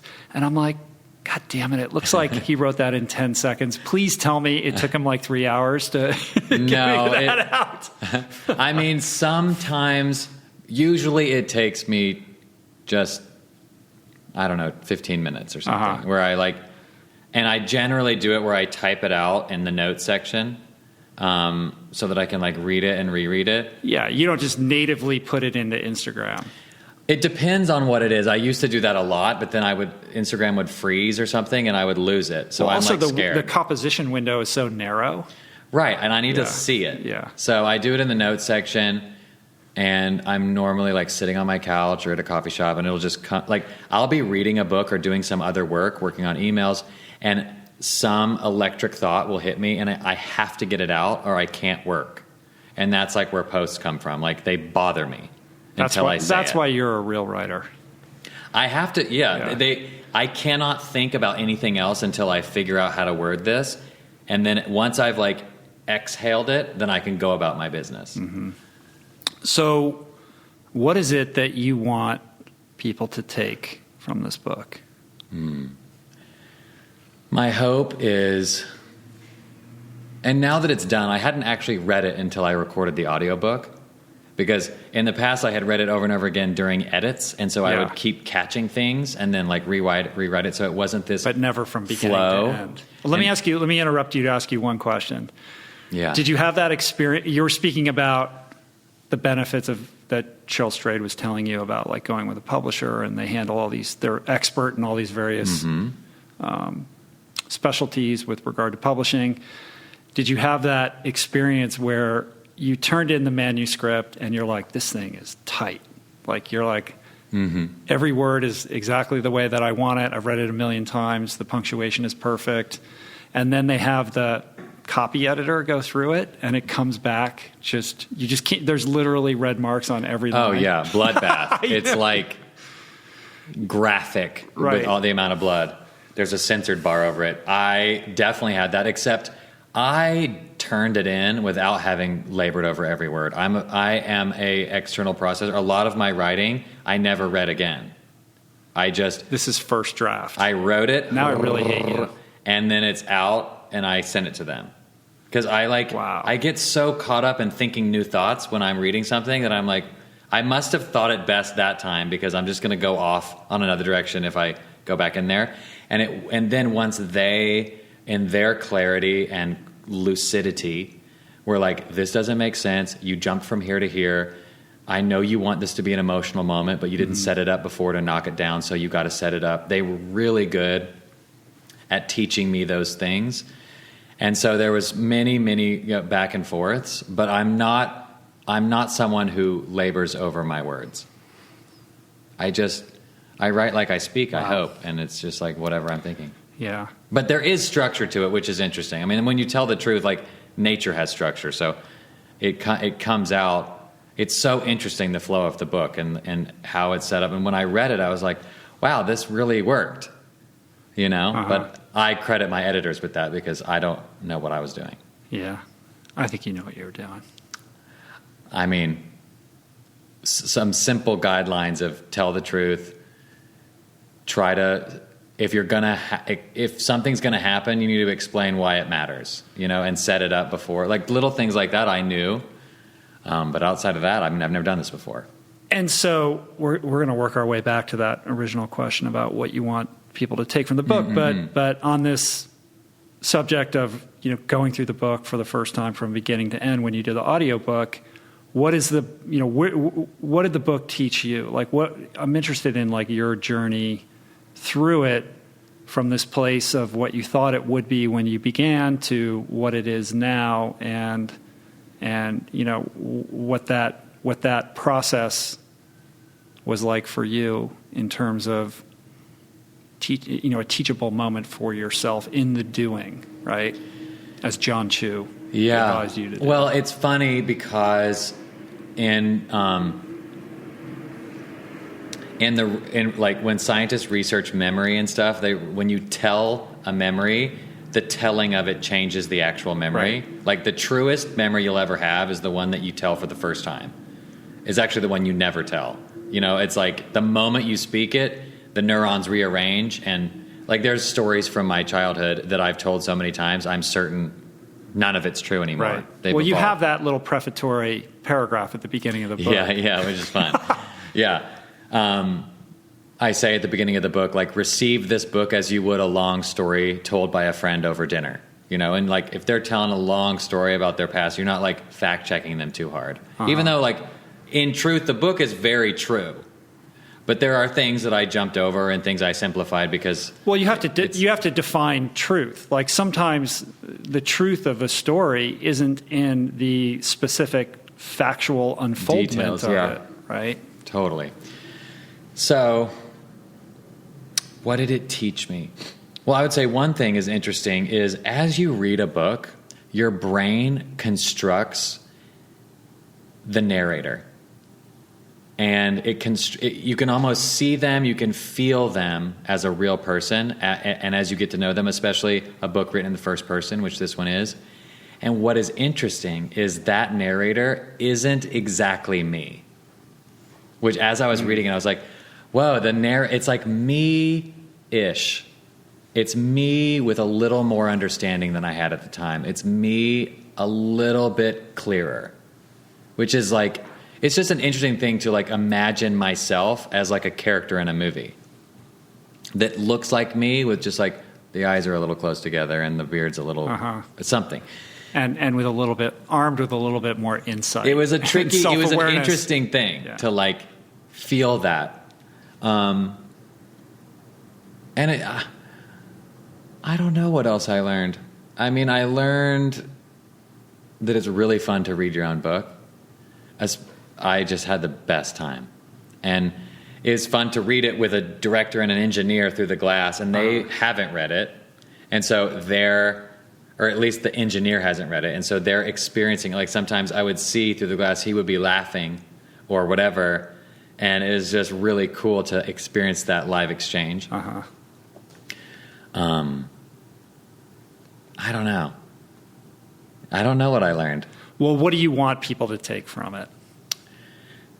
I would hope that people would enjoy the book as an adventure story, because it is. It really is. I mean, there is so much magic in Latin America that is put on display in this book, and I was so blessed by that entire part of the world. I mean, oh my God, every country, Mexico, all of Central America, I mean, Colombia, Ecuador, Peru, Bolivia, Argentina, Chile, like each place is so different and so special. And so that alone is like just yum. But then the journey into the interior of who you are, what you believe, and why, if people aren't taking that journey in their life, they're missing a huge part of what it means to be human. And as the title suggests, I hope that people are willing to watch me do that in a beautiful location in their imagination. And it gives them maybe some tools, maybe some do's and don'ts of taking that journey themselves. Do you think that you would have been able to take that journey without going on this bike ride? Yes. I think a lot of people, and I know people in my own life who are on that journey now while they have a 9-to-5 job. Not in LA, but in other cities. No one works 9 to 5 here. No. But I do believe that it helps to take yourself out of the structure that your life is built on, because it does shake you awake. It does expose patterns of thinking and other ways of thinking and being when you go and remove yourself from your comfort zone that begin this process for you. There's a line in Wild, I believe it is, where Cheryl Strayed's mother told her to put herself in the way of beauty. And I just think about that all the time. It's like you need to put yourself in the way, because it's not necessarily going to come through your front door. Mm-hmm. And yeah, you have this beautiful passage in the introduction where you talk about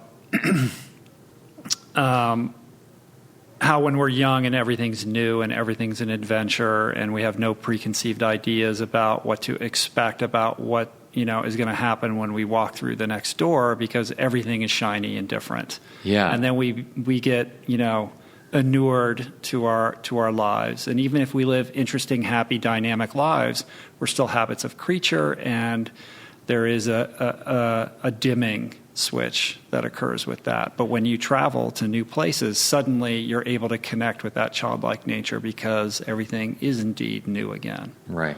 Well, and of course we're that way. If we were shocked by everything that happened every day, we would get nothing done. Of course right. We get used to things. We're like Elf. Like everything is... Exactly. I mean, we don't want that. But I will say they're cultivating childlike wonder once in a while at different phases and transitions in life is important and does resensitize you to the beauty of life and also the willful choosing of your own journey and path. Accept and flow down the river, but also feel like you chose it. That's the beautiful sweet spot. And we have lost touch with these rites of passage and these rituals that were part and parcel of growing up in a bygone era. Mm. And there's something sad about that. I mean, there's just a lot of things. I never grew up in a real liturgical church where you just go through all these motions and you have these readings and you go to the front and you get the communion. But there is there's a reason why those things have lasted thousands of years. There is something about when a human performs something ceremonial. You're the Sometimes writer. I lose my words.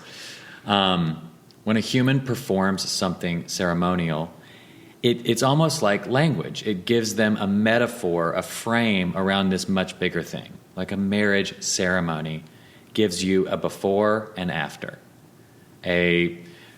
Whatever it is. When someone dies and you take their ashes out on a surfboard and everyone circles around, and that ceremony and reverence gives that feeling that heaviness, that weight, a before and after. Mm-hmm. And that is helpful in the human brain that likes chapters. I think ritual is important. Even if these ceremonies are as simple as, the way you prepare tea or the 10 minutes of meditation. I think the more that we can kind of connect with whatever is primordial about that, it girds our lives with a level of meaning and depth that we know is true, even if it doesn't seem to make logical sense. I hope to have kids someday. We'll see. But if and when I do, I will like institutionalize a gap year, a gap 2 year, a situation where it's like you go from high school to college and you work and it's not going to be in this country and you have to. And it is like, and every kid knows it. The younger one's like, oh God, it's coming up. And the other one's like, oh wow. I mean, something like that I just feel is really powerful. And you do feel like removed from the conveyor belt of education, and all of a sudden you feel, whoa, I have to make my own money. Whoa, life is actually not that easy. You have to work hard. I don't know. So I'm just like thinking like something like that. Like my dad did this thing with us, which was really special, which is after we graduated college, he took us on solo adventures. So when I graduated college, I went on a 7-week motorcycle trip with my dad across the U.S. Wow. And it was all back roads, no freeways allowed. And it was so special. And I felt so seen and loved by him. And he had done it with my sister, and he did it with my brother, and whatever. So, and that felt like, I don't know if it was a rite of passage, but it definitely felt like a tradition that I was a part of. Mm-hmm. And that I had earned finally my turn, which is a feeling people want to feel. Yeah. But adventure was sort of woven into your growing up experience. You guys went 100%. on camping trips and all kinds of stuff. Yeah. Well, I mean, and both my parents were writers, so if you live in that world, it's feast or famine and famine. It's rarely you make a lot of money. So they were big shots in the early 80s and made some good money, and then the coffers dried up. And so my childhood is like, we don't fly on planes, we don't go to fancy things, so we go camping because you can drive there and it's cheap. And so it's interesting, my love of camping and nature was also like a bit of necessity for this is what we can afford to do and still do things as a family, and see the world that we love. Mm-hmm. Yeah. All right, well, we got to wind this down. I got to go. I got to pick up my daughter at school. So leave us with some parting thoughts about the book, about this journey that you're about to embark on, a new adventure, a new journey of kind of going out and sharing about the book. I already asked you, what you want people to take away from the book. But I want to hear, like, if there's one kind of core message that you want to leave people with about your writing, about your life, about this book, what would that be? I would say there's a lot of anxiety, stress, sadness, loneliness in the world. And if that is true, one would hope that the opposite is also true.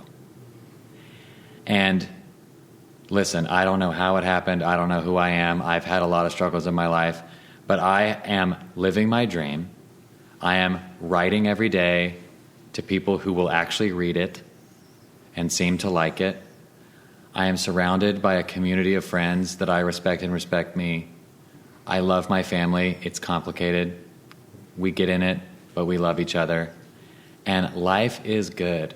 And so I'm telling you that when something is true, the opposite is also true. And like a lot of times you're like, well, am I just always going to hate my job? Am I just always going to hate the circumstance? Am I always going to have... Not necessarily.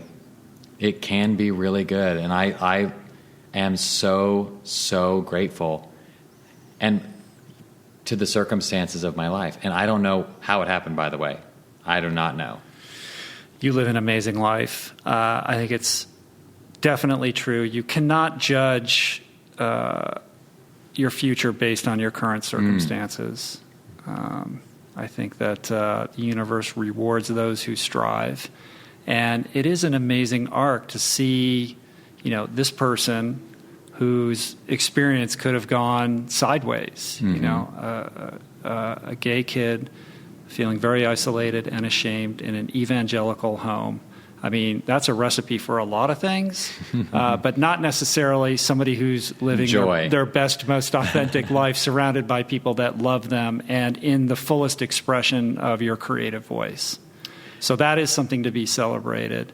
And it's icing on the cake that you are so gifted at writing and so not just eloquent in your prose, but in your commitment to the truth. And there is true beauty in what you express. Like, I am so touched. Every time I get to read one of your Instagram posts, I'm delighted by you in every regard. I think you really do have a gift. And this was awkward for me because I was only able to read the first 10 pages of this book, and I wish that I had read the whole thing.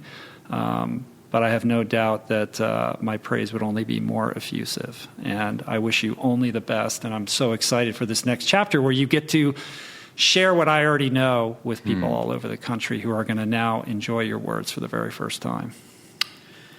Well, it's a true privilege to talk to somebody as thoughtful and big-hearted as you, because epiphanies just pour out my brain because I'm just amazed. The way that you open someone up is truly unique, and why this podcast is so special, why you are so special. I appreciate that, man.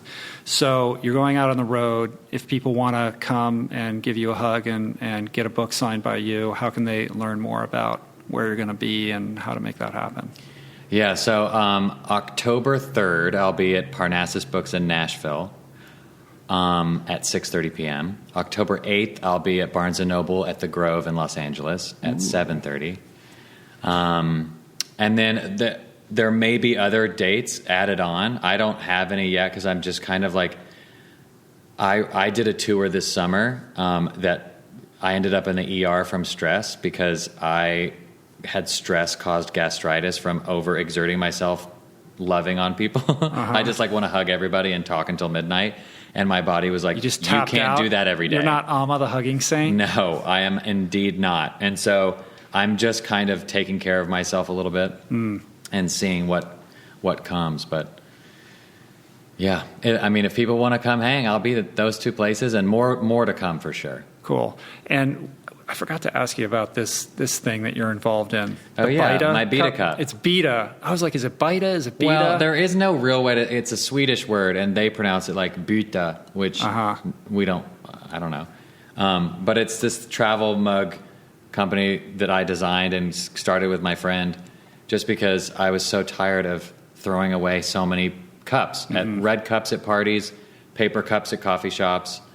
I was like, I just want to carry one that is pretty, that is like me everywhere. And then who knows, I'll save 1,000 cups a year. That's kind of cool. And so that's what I did. And so you designed that? Yeah. That's cool, because I see these things all over the place, and all kinds of people on social media are using them and talking about them. Yeah, they're cool. It's very fun to make stuff. I mean, that's like another podcast, but it's really fun. All right, so people should buy this thing. Where do you get that? myBeta.com.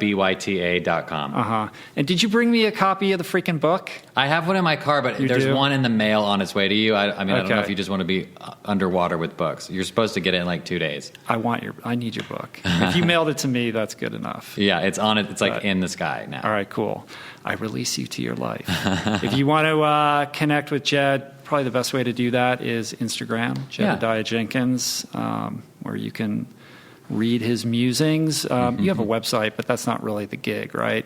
I mean, yeah, there's like links of like stuff there. Podcasts and interviews I've done, but right. But the most important thing is to pick up the book, to shake the sleeping self. Yeah.